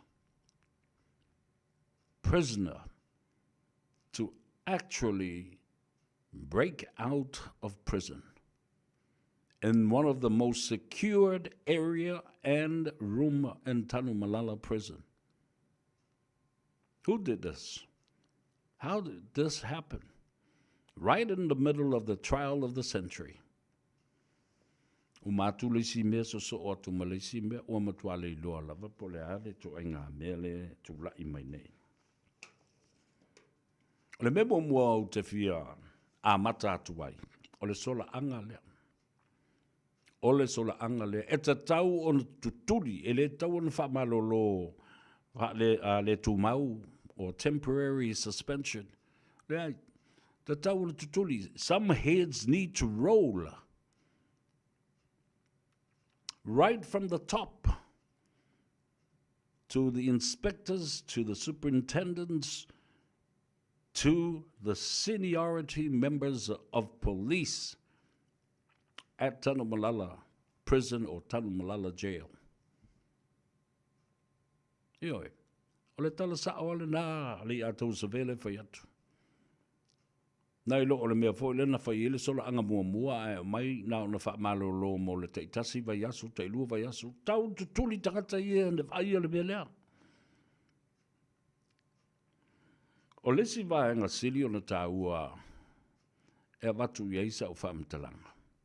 Wa lewa na fe ei tangata nei e whai le whaamsinonga lea. Lea e winga i le mori mau o Sam, po Samuelu, ma le mafuaanga o le maliua i tu au i le soa, oti ai sola le tangata. Hit and run causing death. Lea le mafuaanga lau tala lea. E matuai, wa ai, le wa ainga le wa aine iai. Ere o lava tā pena leo leo. O le mea matautia, this is very important to point out. KCs and defense lawyers for Lauli, Sam, Leo Sivai, Marie, and Lisa Schmidt, and even Pulai. The defense team of Lauli has displayed their brilliance and are well prepared. Ioe. Tua io foa leo matangata ia na o maia morianga ia I le ata mamai ma le lava tā pena.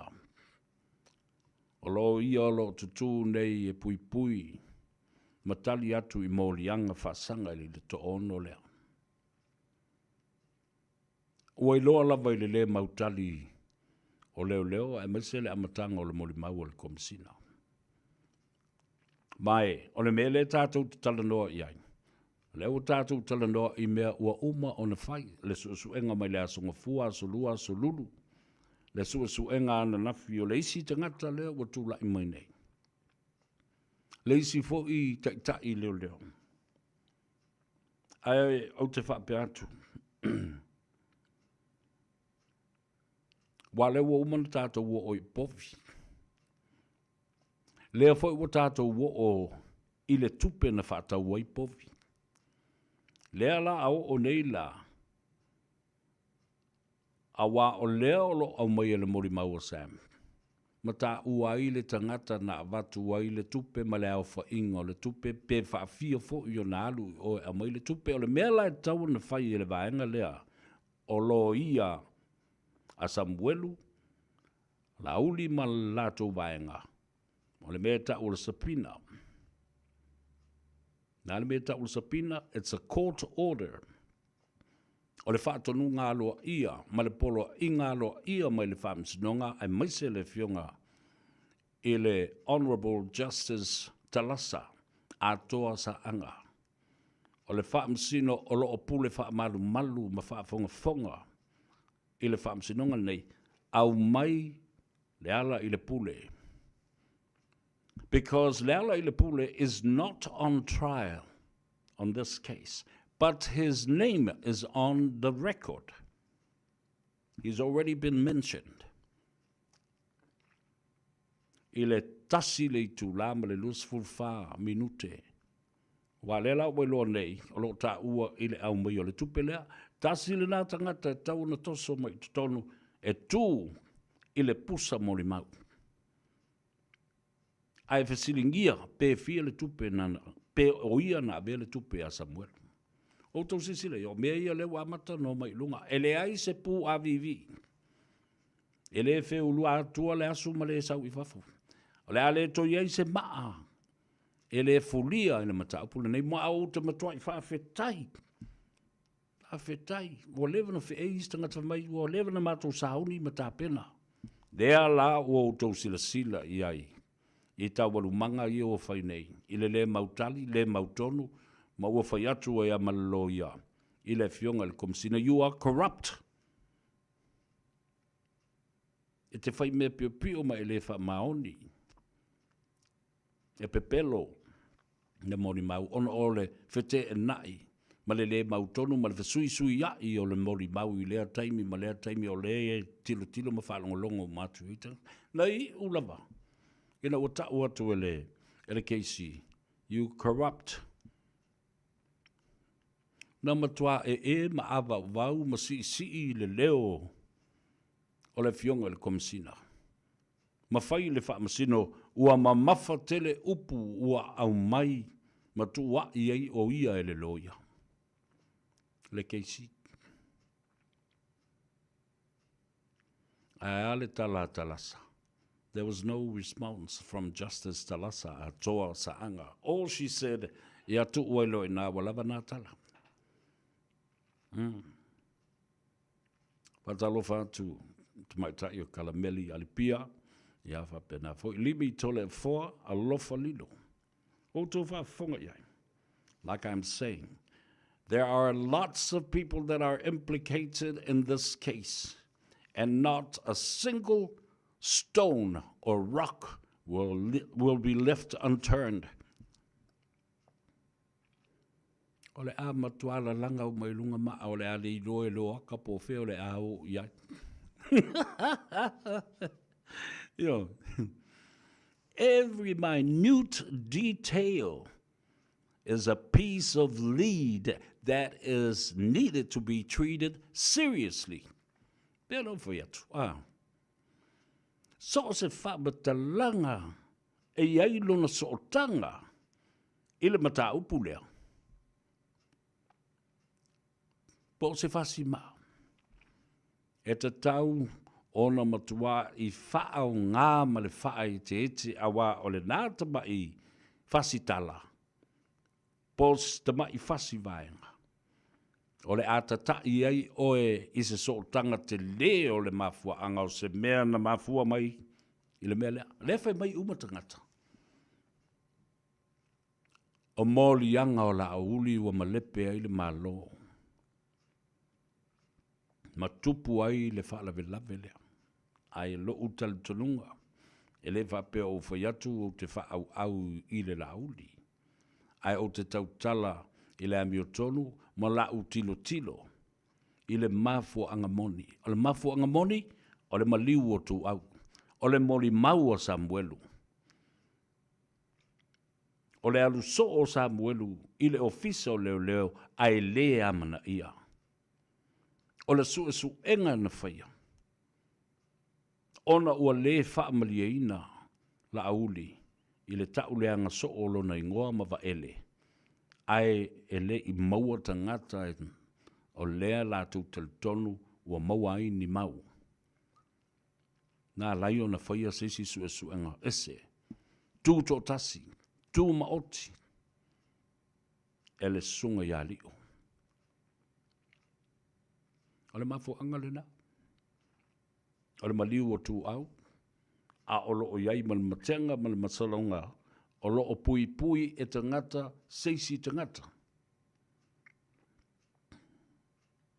So this whole case is all about silence. It's about bribery. It's about not talking and revealing the truth and nothing but the truth. O lea na whapea o whauwhaunga le si vaenga le, a leo e moi whonei le ata, leo wawai atu, wa toi li liu mai whauwhaunga ia.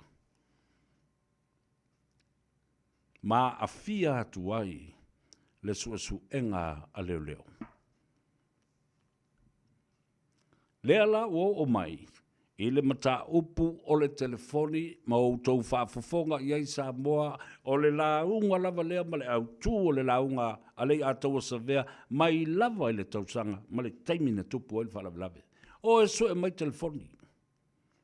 O e au mai phone data records lei lunga I vai tele, I pou te tele ia a le Vodafone ma le Digicel.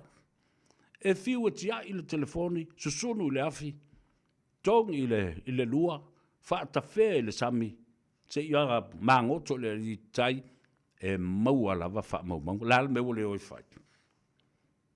Lea la ua toe wha mau tū mai ai I, o ata ma wha matalanga ma isi mau mea, na pue I le telefonia Sam.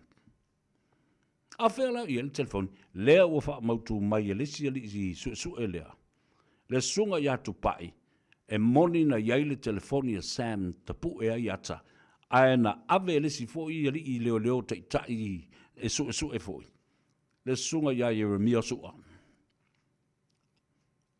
Le ana wha mawai toi alu I tuila. Siringia ai lola ia lea. E le keisi le fionga le komisina.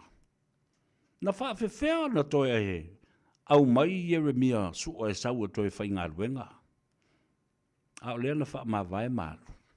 A o lea foi na tua ia ma wha mauni ai, le leilo loa ai o isi file, o isi wha amsinonga. And other cases, wha pena foi, I le susu enga leo Samuelu ma le maliu o tu au.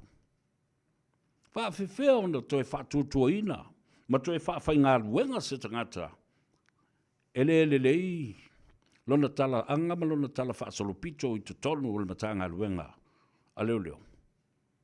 A o lea na alu ma le telefonia Samuel.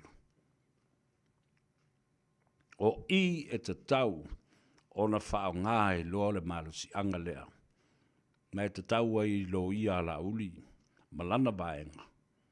O na siringia le fionga le tamaitai. Wha masino, au maia sana polo inga.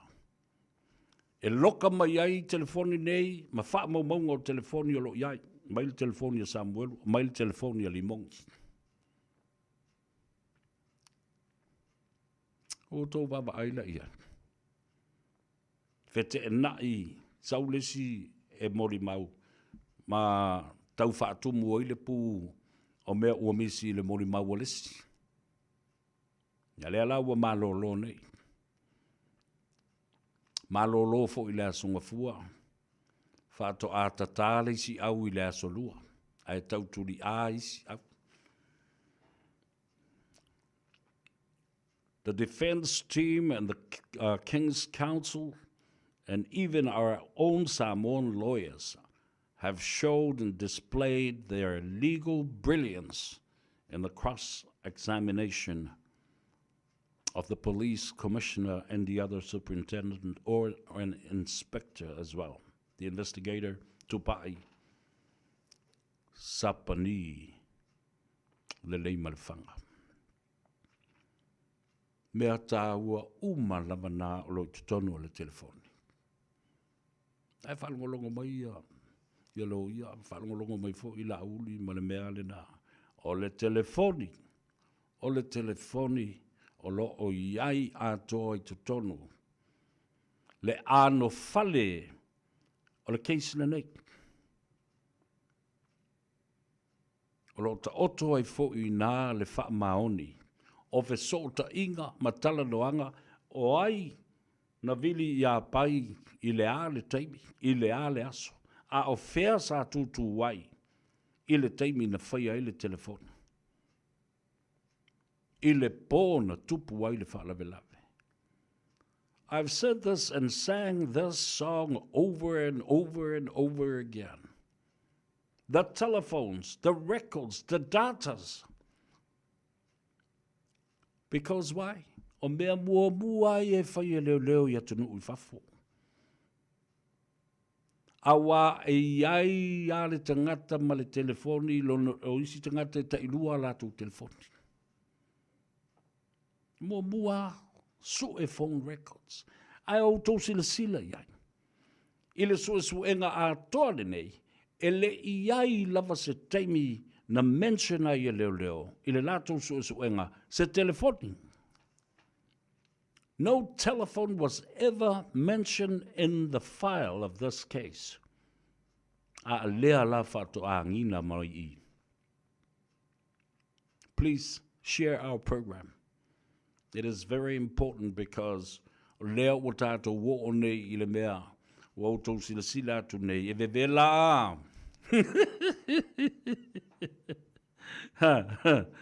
Eve vela a. Ela o ne sui na o fai atu lava. Tau te ta mi milo solo, tau te iloa le lei le tala le a tau sa vea e mau ai le tangata pe a mau le telefoni. Tolu tau sanga. O pese atu ai le telefoni. Fa mau maunga le telefoni. Who called who at what time and what relationship that these people have with others. The conspiracy to commit murder. Ere te I whaia Samoa le atala. Awa manatua le la tātou wō nei e toi trace la le mea na alu. Ele whanga le tā ua lunga le mori mau. Na alu whaatau mai e ana. Lana aisai o ya Darryl Mapu fo lea. Alu ave I eile whana. Tena tā atoa lava. Leitu la atoa male lusful 5 minute. Alu ave I eile whana ya Darryl Mapu. Lea loa na alu e lo maleo sfa inga leo pu e mai Darryl Mapu. Maua ai malfanga. Fea la o iei le whana le nā. Whapea na tu watu. Moi tasi nā me toso mai ai maleala. Su e ile tupe toi su e ila male fanga le masalomia ma ta ua e sami le mole maule. Ioe. Tal tonu mai. Ole meu te foi ile tape nanga alo ia o lo tutu nei. Mo la uli malana vaenga. Ai mese o li o fa pe fo ifpule ai. Ole lava ta pena. They know what they're doing. E toi whaafoi o i tua e lisi vaenga lau mori maulea na tau sasi mai e whamaile tala le loia. O e mana tua le melea. O e mana tua le melea. Nā toi whaafoi o i tua se e whai tau le palkala whawhia ma le amara. Ni oi. Whea la o iai. Pele toi maua mai telefoni nei. It only needs a court order specifically from Judge Talasa Saanga. Please remember, hear me out on this. Get a subpoena, a court order to bring those phone records to be investigated. They are a huge part of this trial of the century. Maua uma. Ai yailo masal salonga. Lai lo e tangata. Patino i aile suenga le nei. O le taimi lava e maua mai e le telefoni. O le taimi fo le nā. E maua ai ma wha maonia tangata. O le taimi le pōlea na tupo i whanawelawe. Everybody has a phone on his hand and on him or her. Some have 2 or 3 phones. They look like kulkel phone is kanaka. Ina o tupu whanawelawe ya tu au. Somebody that was involved will be panicked. Tete le moa, susu vai, le mautonu, fefe, all these feelings, emotions, reactions, body gesture. Lala me masani no fai. E te fia mana o mia, le pai mai o stangata e sili, ona lata I a te oe malau fatu. O le tangata mua lava le nā, e te bili ai. Ale o le nā foi, o le ai I le mata aupu lea, I lungo o le telephone data lea, tangata o lea wai vili ai. When you panic, when something happens to you, you will call somebody. Who's that person? Somebody that you are very comfortable with. The person that you love.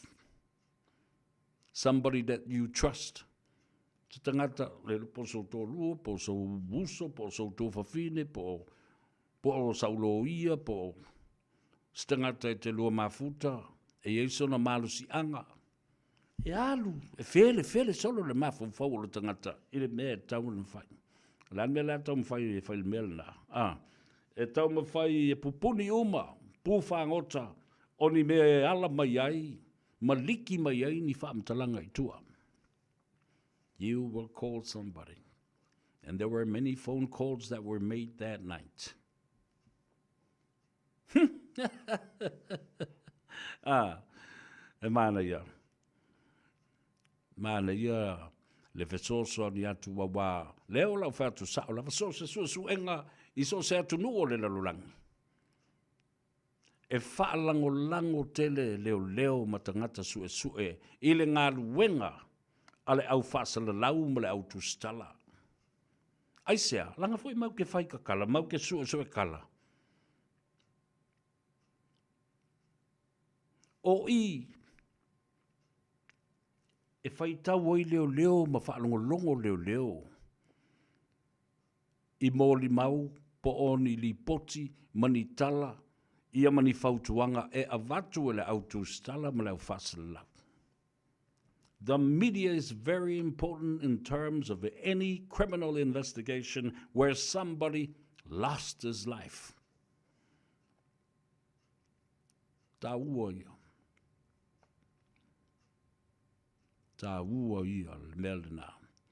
Because the media also produces leads.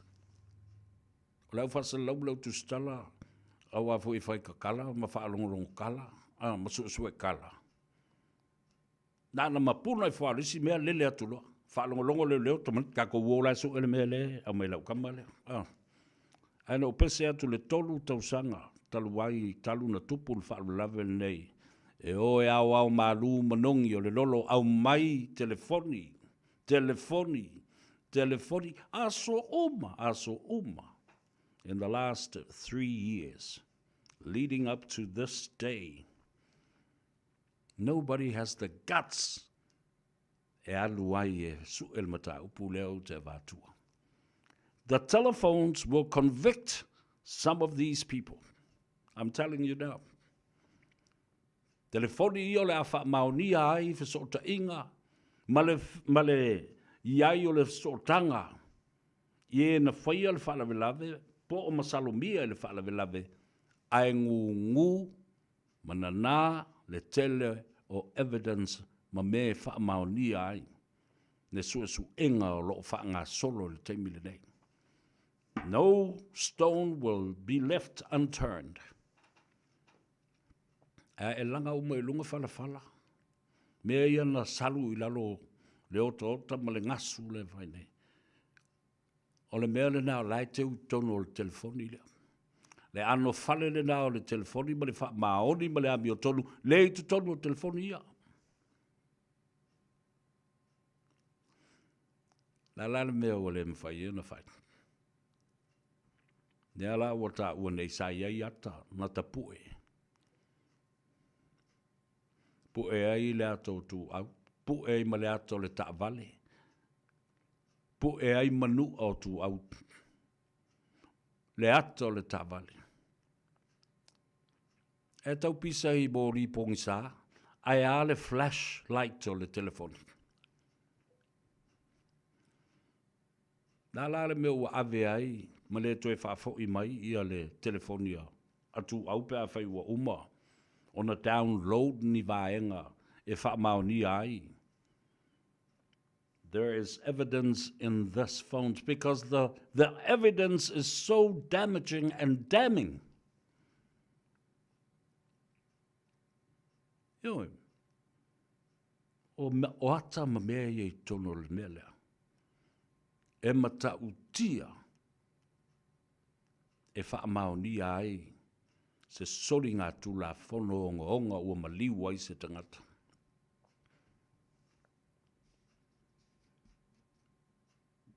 E le wha amsinonga o DDP, BAF, DD Airport, ia le kankale o Sean Combs, le whai mai Amerika.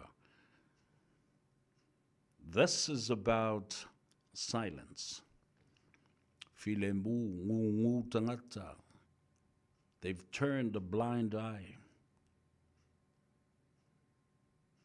Ia ai whai mai, ia whaamtalanga whai mai e tō tele tangata ua maari liu ai le mawhai ona maua ni mea. Whamau ni ai po ina whasioti ai pēna whaawhena whioti. We deal with these cases in their merits and how they come about.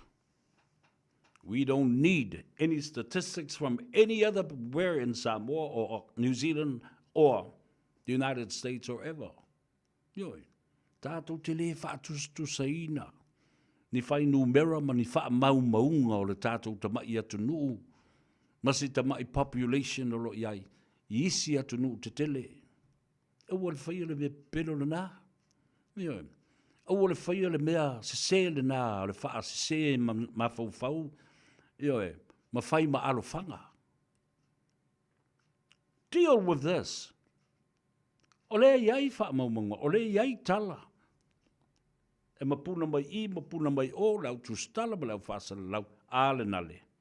Wa alu so Sam, e lea mana ia peo na mai le mori mau. Lale mea.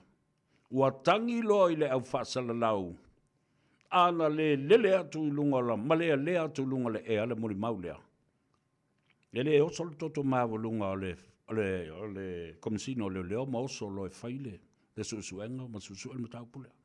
But it's too late. It's all over. It's gone viral all around the world.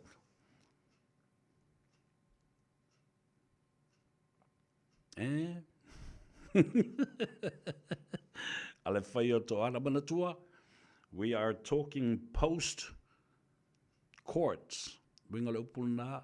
Tātou te leo talanoa I mea mōlu mana I atu. Leo tātou talanoa I mea ia wa umana talanoa ina.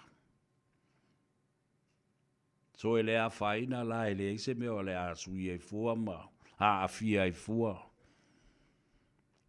Ea le tūlanga o le whamsinonga. Nea tātou talanoa I mea wa uma ona talanoina. And then, of course, it is my duty as a journalist and broadcaster with a qualified opinion to voice public interest and public opinion as well. Lo tiute mala umtafa yoi le nā whaongaina o ngana uma e lua ina ia malama lama tangata. E whaaleo ai langona o tangata. Public opinion. Public interest. O mea o lai. E iaile a ia te tau o tangata e marama lama ai ma fia I loa le mea le fai. Le tāua ma le moni o le mea le fai. Pe le moni foi a o mea o leu au mai I luma. E vane vanea. Ma mai yoa. Ma vase vase. Ina ia tili malama lama I le atano. Ai tātou te le fai ai se fai o ngā le whamsinonga. This is public interest, very high, and public opinion at its best.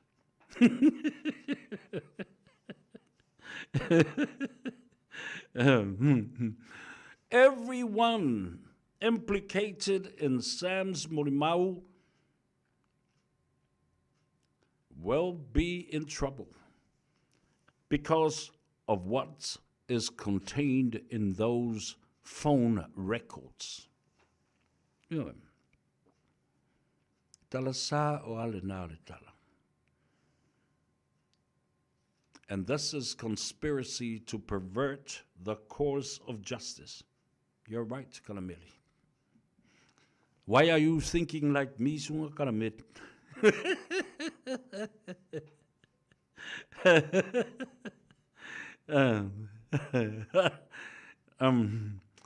Ole matua mata uti ole mea wo ye. Malo moi lasi ia va pe fo ia faina tolaba ole te mata io Kalameli alipia ia alo ale feio toala o sarona le malu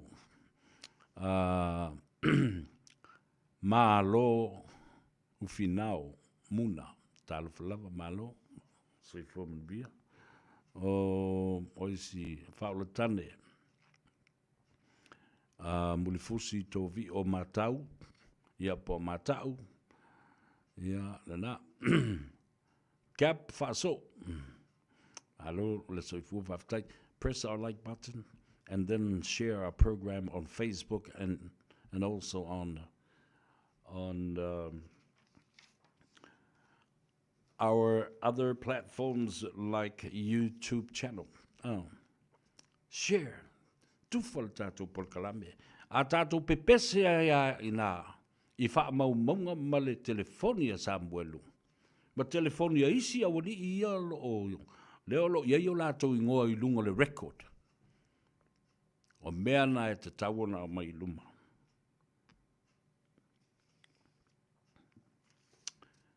Public interest and public opinion, these people that are on the record needs to be subpoenaed and summoned to take the witness box to answer these allegations against them.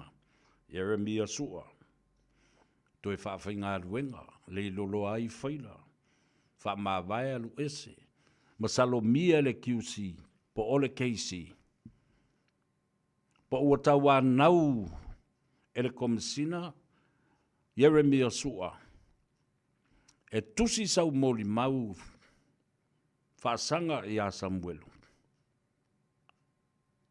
Ia ona toi mauai lea o lo wawano whaingaruenga. Ewi e le leilo record, le leilo tala anga malo tala whaasolpito, iau ngaruenga, I to tonu le matanga aruenga lo leo. Le mea le nā lena fasili ele kiusi. Le keisi ia upau. Wa e toi tu wava noa I o e whawhainga aruenga, ia Yeremia Sua. E to tongi ai lau moli mau, le moli mau ua tūsia, and a statement provided by Jeremiah Sua. You see?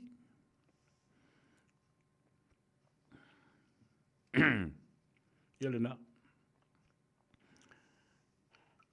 O le moli mau mumua la lea. O la u lea analysis o le mata upu lea. O le analysis o la u lea tilo ma la u whaatulanga ina, ma la u su enga whaatusa i le mawhauwhaunga o le whetali iai, o le vā, o le keisi, ma le e fionga i le komisina.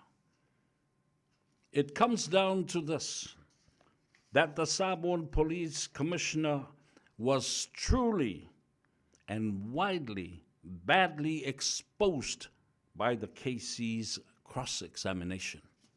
Namatua I Matila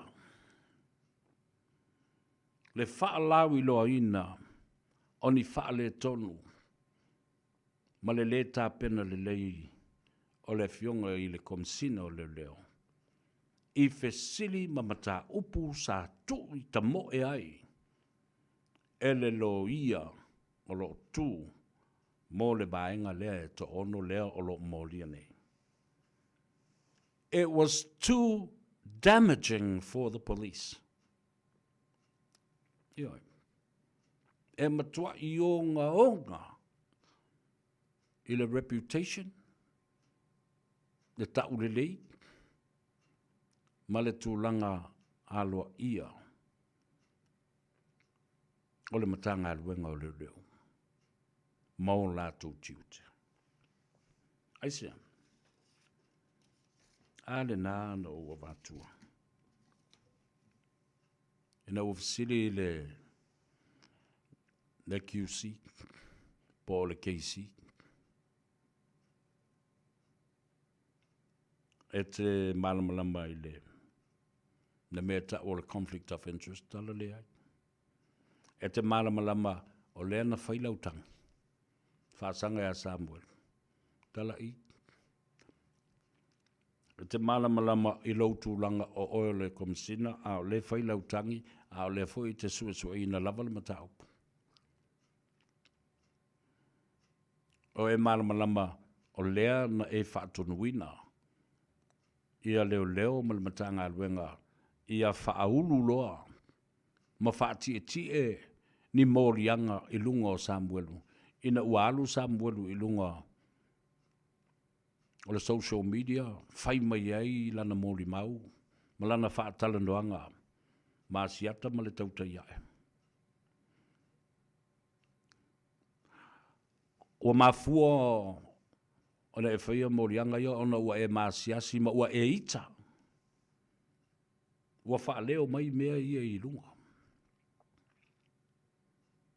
Iona e vaenga na leo te tango e tala mo oe e winga I le mea le sau. Le fo lai fe mai stangata. O le au loto le anga ia e whaia la tau porkala me lango ai o ile. E wha tauma whaia I lava ea. Ia wha se le wha amsinonga. Pe mai. O le ese o mea e tautala tuaile a tau sa vea I mea le tula I mai o. Ma mea o le au mai e le fionga e alilo mai ava maina. Ia manatua le mai o tau le ia le si awori I e whaila tau porkala me tau whaaleanga ia. O maina, o le tangata whainga aluenga le Radio Samoa. E le tau tongia so pasese o te alua I o le foto a fo I mai a ui e Samoa. O la ua whai I la tau nei. Masui o le Radio Samoa I to tonu o le whamsinonga. O talalai au mai e maina. Male a fionga I angaru malimana au tanga vaia, tipi au tanga vaia. O I la tau na, o mātou leo na, o mātou sui na I to tonu o le whamsinonga. A umana na au maile tala. E lafo mai fo I a te au. E isi media outlets pe o le talabua me whapena. Le wha ngā solonga o le talama li poti wa uma na tusi. E o fo I le tamaita I a lanki o some. O no tango la ia lea. E wha ta oto le lei atu Peia lau te sao whai to tonu o le whaamsinonga. Ma whaalongolongo I mea ia. Langa o lea e tā ua tele li poti lea au mai. O lo tiu tele nā o le vai ma whai atu. I se au wala whaingo fie ma malama ngō fie I ai le atunu ai maise o ta māma ti nā mātua. Whaalongo le lei pū o ta linga wātu le whaafonga le atunu. Ioe, aua tau te whita, ma o tau tō tā mai. Tā whai atu le ngā ruenga, o lo tiute ma tā whai oi ma la ua ia ta tau lea. E wha matala tala au ili ai. Le sa o mea lai whai. Nā wā matano tō whita e peo whaulinga mai. Wau tau disappointed and upset that the QCs for the defense legal team are so superb and brilliant in their arguments. Ea.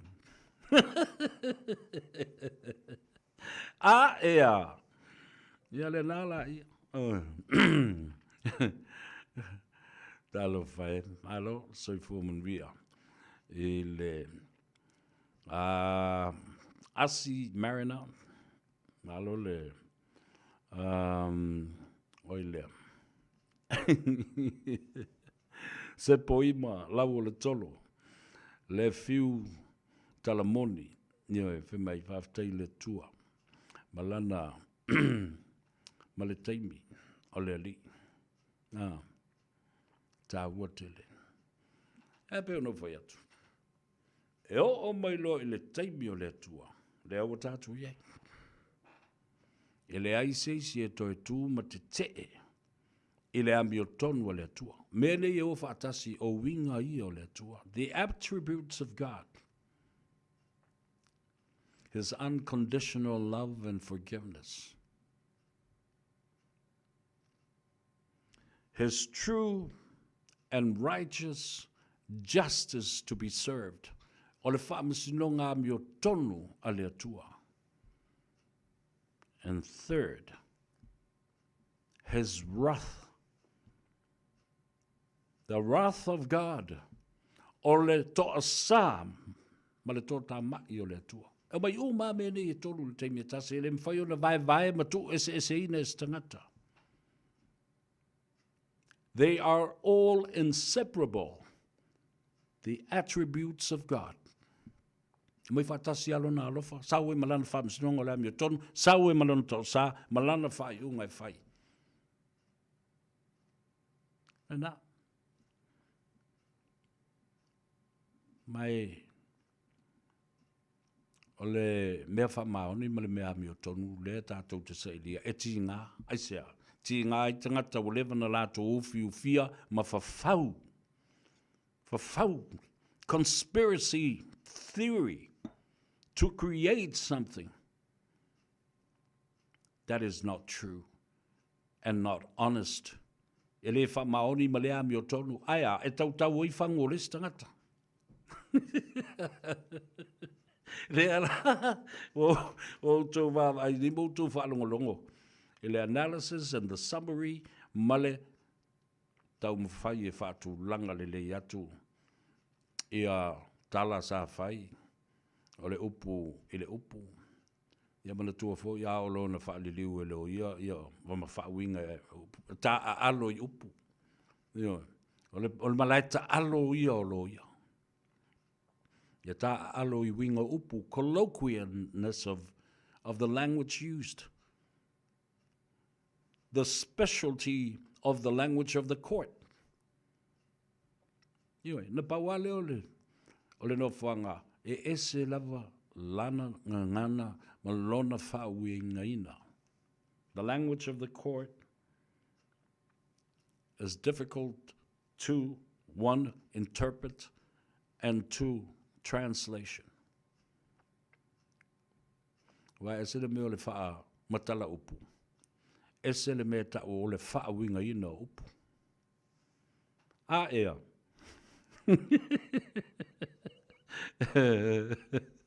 Ia malo si lau Sheila Graf Papali.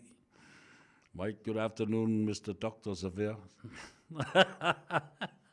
E vai talofa se umanu. Alo, vai mai, na oi, vai fikai o lem kua maningo mamala malama kua i mātou. Ma le au no school before na. E o puanga se umangu lako.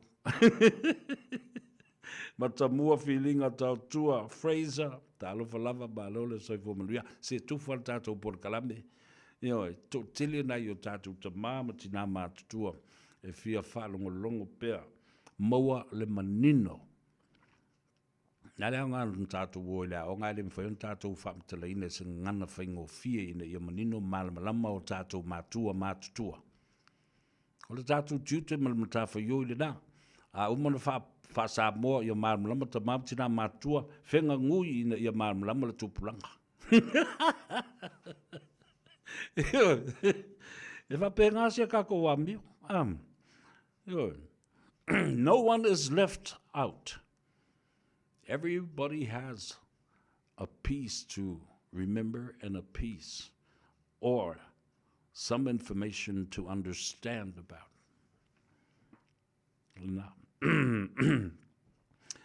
Yeah.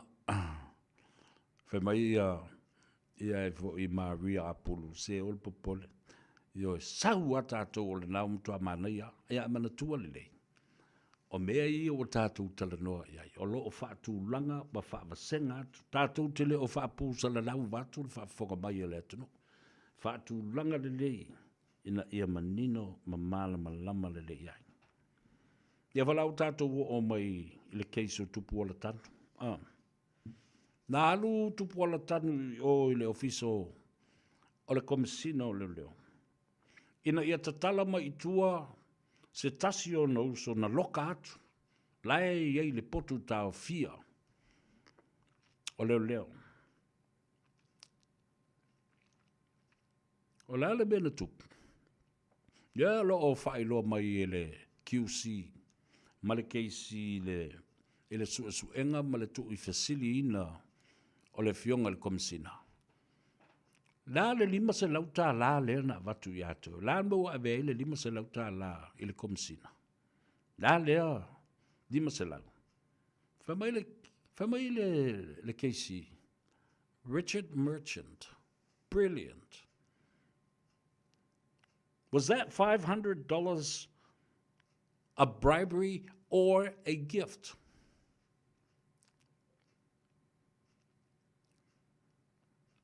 Ai famile tala atu polo le tupelea na ave le komisina fa ilo atu ile nganga fa fitai ina mfayon tala mailo na uso itua fa mal keisi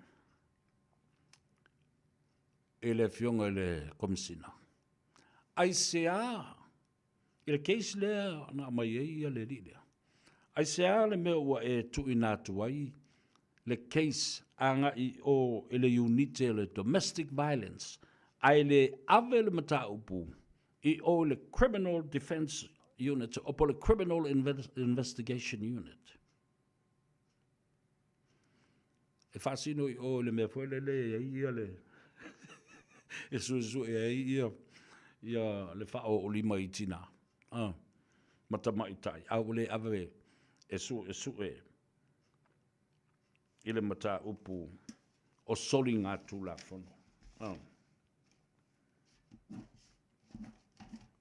Niore. Le vaenga le na. E tā ua tele le whaafunga mai le tunu. Toi whaamanatu ia te oi. O iai I le pusa mori mau. Ia le sunga tupai sapani I lana mori mau. Lea ua olo suenga I le telefoni. Lea foi ua wha maonia mai e tupai. O le telefoni a Samuelu. Lea whato a pisa nei se telefoni. Ai no pisa atua le telefoni mai a le amata. I le ngatala le telefoni a Samuelu. A le telefoni a le tangata foi lea on the record. Limongi is not on trial, but his name is on the record. and honor the statement of Sam. So te tau foi la. A mai le telefoni a Samuelu e susue. Au mai ma le telefoni ale le pule e susue. Iwa. Le ala ufa maonia mai e tupai. O le telefoni a Samuelu. O lo o iai i ata. O ata o le taavale, o ata o le manu o Samuelu, o tu au. A le ata o le taavale. Me o le lan kusa. Ayo, e wha maunia, o lea li i leo leo, ia Jeremia sua, lea na alu i tuila, alu ma abe le telefoni ya Samuel. Teisi sila ien. It's not his property. It's Samuel, the main witness, property. It isn't telefoni. Ilasa na mea tōtino. Elei fo i se tula fono lalo, a o leo ua wha mawai, ile mtanga luenga bale ofisa o leo. Na tatau la ia leo na whafo iane. Mea tō tino a tangata. E ele telefoni lea Samuel. This is why police never ever mentioned a phone that they took from Samuelu right from the start of this case. Maile a matanga. La tu te le au mai se tala I luma. E winga se telefoni. Only now. They've just mentioned that now because the telephone has been implicated. It was a property of Samuel, the main witness. And because Samuel mentioned it on record. Se al meu le au mail telefoni. These telephones, they have crucial evidence. La mele nga I tupe wape o la wali I tolua. O tu pai malesi tangata salo. Lea o lo a fia ile mata upule su nei fa pe wa taulanga ina la uli tangata. O nisi na lafo mai sangata mai Melbourne, Victoria, Australia. Ia tupe. Ia teimi a le whai su engo Samuel. Lea le tupe. Se tupe whata se la wali ia lea le so tanga. Lea le so tanga ma le tangata le mai Australia. Al tangata foi la le ta ua Australia. E ona le whai tionga lea whapea ua tauleanga ina la uli lona ingoa ma lona tangata ma lona tamali anga. Aina tele ila fuina mai se tupe mai o. Lea nala iona o whai atu. Muli pola ana rosa. Ma le au whai ngā ruenga le Western Union. Tua ilanga uma ilunga. Records tangata na lafo mai le tupe the sender of the money. From wherever in Australia, and who were the people that received the money from Western Union in Samoa. The date, laso na la fomaili tupe. Oi na la fomaili tupe mai o I Australia. Oi tangata e tolua. Na taunu umaile tupe. E sa o ia wha maumaunga. Awa, ele tangata nofo matu uilunga. Tangata le masalumia na lafo mai le tupe. Awa screenshot e tangata. Ma wale mwhai ai o na toe ave ese matineia ese mai le internet. Ma le social media. Wa tau fiofi le le. Alala le na. Tau ai tele le maua fo I na wha maunga. A wafo I ainga uma lava mai ai le sootanga I mata upu uma nei o lo a fia ai le suenga leo leo.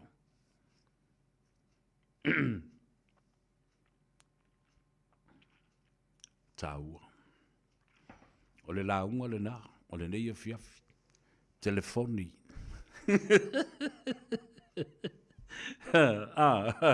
Telefoni. E le mawhai. Alofa lilo. Io, ta alofa malo, sai fua manuia, haftai le mafuta mai. Au te le popole i tangata lātou te tau mawhai e whaaleanga e a te li poti o te awatua. Te popole iai. Pau wale mea, la e lātou te māla malama le le iai. I le esa e senga. O le tui dātu ma le ato atoa o se li poti, whatasi ai ma le whaamatala ina i se ngangana whaingo fie manino ai le atunu. Wa lātou mumusu, wa lātou alofanga e whaailoa le mea moni o mea o lewa oma le tupu masua sua ina i le whaamsinonga. O lo ia, ma leo leo, ma morimau, ma mea umana.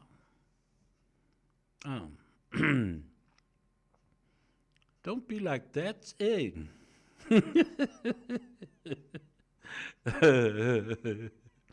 Awafo lai mo wa umai lunga ina na pu e Samuelu. I ata na lai mo wa ile Land Cruiser mo wa tuai fo ma le plate number. Yeah. Vai le tele o me e mawhaiona mo wa. O le upu wha ma mawhale nā o le tātou launga ma le autu i le so. Telefoni. O le telefoni a. O le telefoni fo i o le ngole. O le waa ma le sā. Tutuu fo lau o le mātou nu o le whale manono. Le telefoni o le vai nu.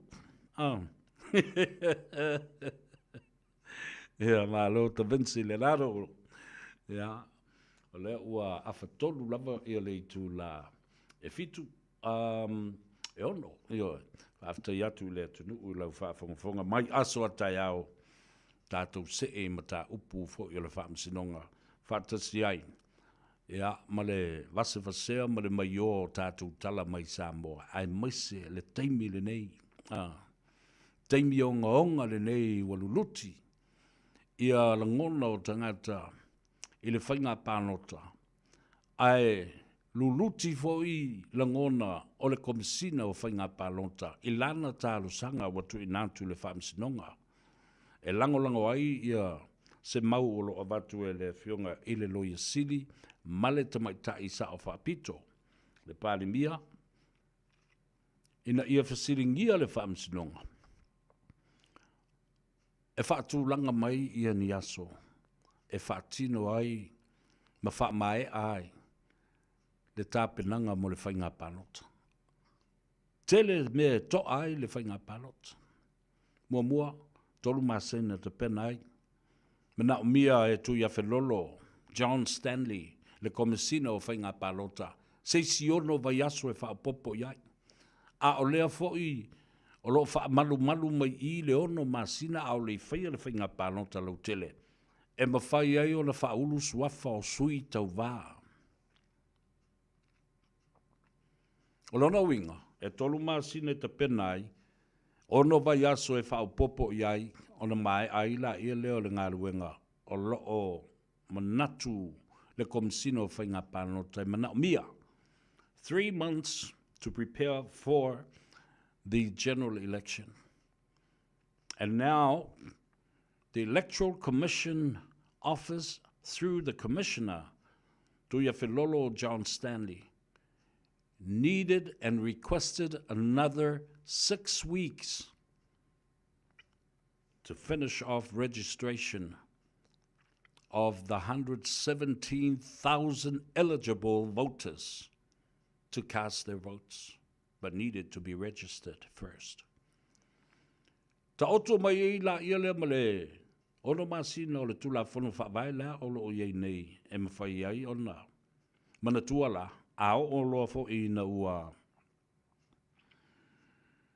whailoa ia sui ia tau wā. E iai foi petitions e whai e le teimi le nā. E lo ai pe anga wā. Pe le soli tu la fono le tangata tau wā. Ia po wa atoa nā so e te tau ina no foi Samoa. Awa o mea na e tu lai mai. Mea na e lai. E lona winga la a whai le tolu masina ia ma le ono vai aso toe whaapopo iai ma le isi ono masina o le nā le a ato le tausaga i le whaia le mea le mea lai whai let's come down and say the courts, the Supreme Court will say, or will rule on that, and compress the time limit to 6 months. Even 4 months pole lima masina fo. Fai le lima masina wala va matoi le na. Talusia. Yo o ye se fa utanga le fionga le fam simsili. Ya wai le to mfai una to sui se fono ma se pale mene la to te sui ai le fa vai le in mfai una ona va be fai ia sui ngai o le fa vai ta to fe lo i la so ta ya la tale pese va vai i foi ya ona fa penale on foi mai seu i fanua ia lo tato sa ia matato tau ma mai ai ele nei fiaf alu fi ele fale ata ma e fi ma e mala malama le le ia tutu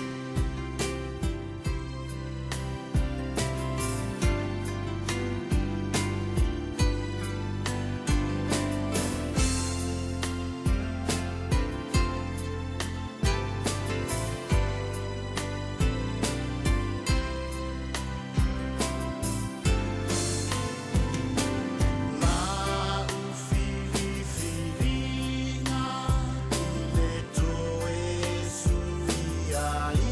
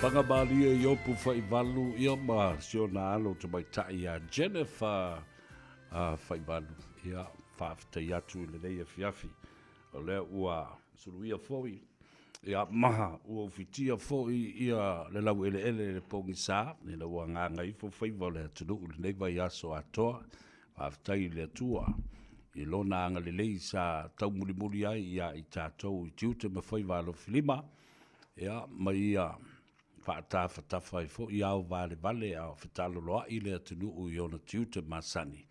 Ia, vi ia le tua, o lea o tātou tu lata fo i le whai ungo le neiva yaso, ia, ma le amatanga o le masina fau o iuni. Ia, ma le tele fo i o fuafuanga whai mana tua, o a mea o tūla i mai le tātou malo, le tō wha ua e le fionga, i le konsula o au le tamale malo, o le tātou o tudu, o le a whaia lava le tātou sisi ngā fua i le asunga fua, aso lua le nām. O le masina le nei o iuni, ia ma le a whaatino lava, i le maota o Samoa i mangele, mo le tua i le whaafti tele le fionga, i le tō whafo i wā e le fionga. Excellency a whemata palusalue e whapo le lua, po le fionga fo le suafo i ale malu, ia malona au waa. Hato ngā lulu e whaatasi na ia whaatino le wha moe. Whaatasi ai ma le whono whautua ma sa mō poto i ole tūlanga wha mau popo. Ia, ma le whaalupe o Samoa. Tātou wheloa i ai. Ao lea sawa tai au. Tālo soifua le lofa ma le anga le leo le tua i lui ai. I le swalofi fo i ole tālo ava. E te mau ai le sao. Ia, ma le whaapoponga fo i nisi ma tā upu tāwa wha i ai. I le aso a tai au. Te tai ele soifua, se malo soifua le au nei, look after yourselves and take care on the road. Fa manga lo fo i le au nanga le fiafi o le sunga ya sau. O le ave pasi le na o le va moe. Ai manuia tele le atunu o tu o to se tasi o pese le atou se vea. E mana tua pea oe. Wheloa i le asua tai au. I maruia le tunu soifua.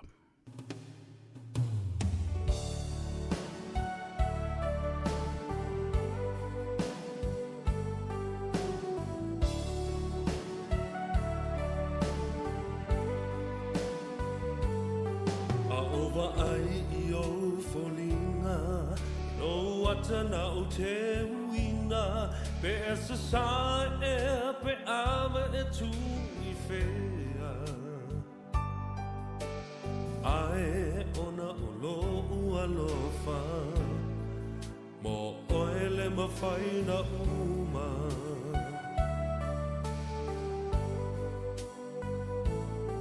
Ta oto I foi le pongisa, e whaangalo le whainga ta, e mana tua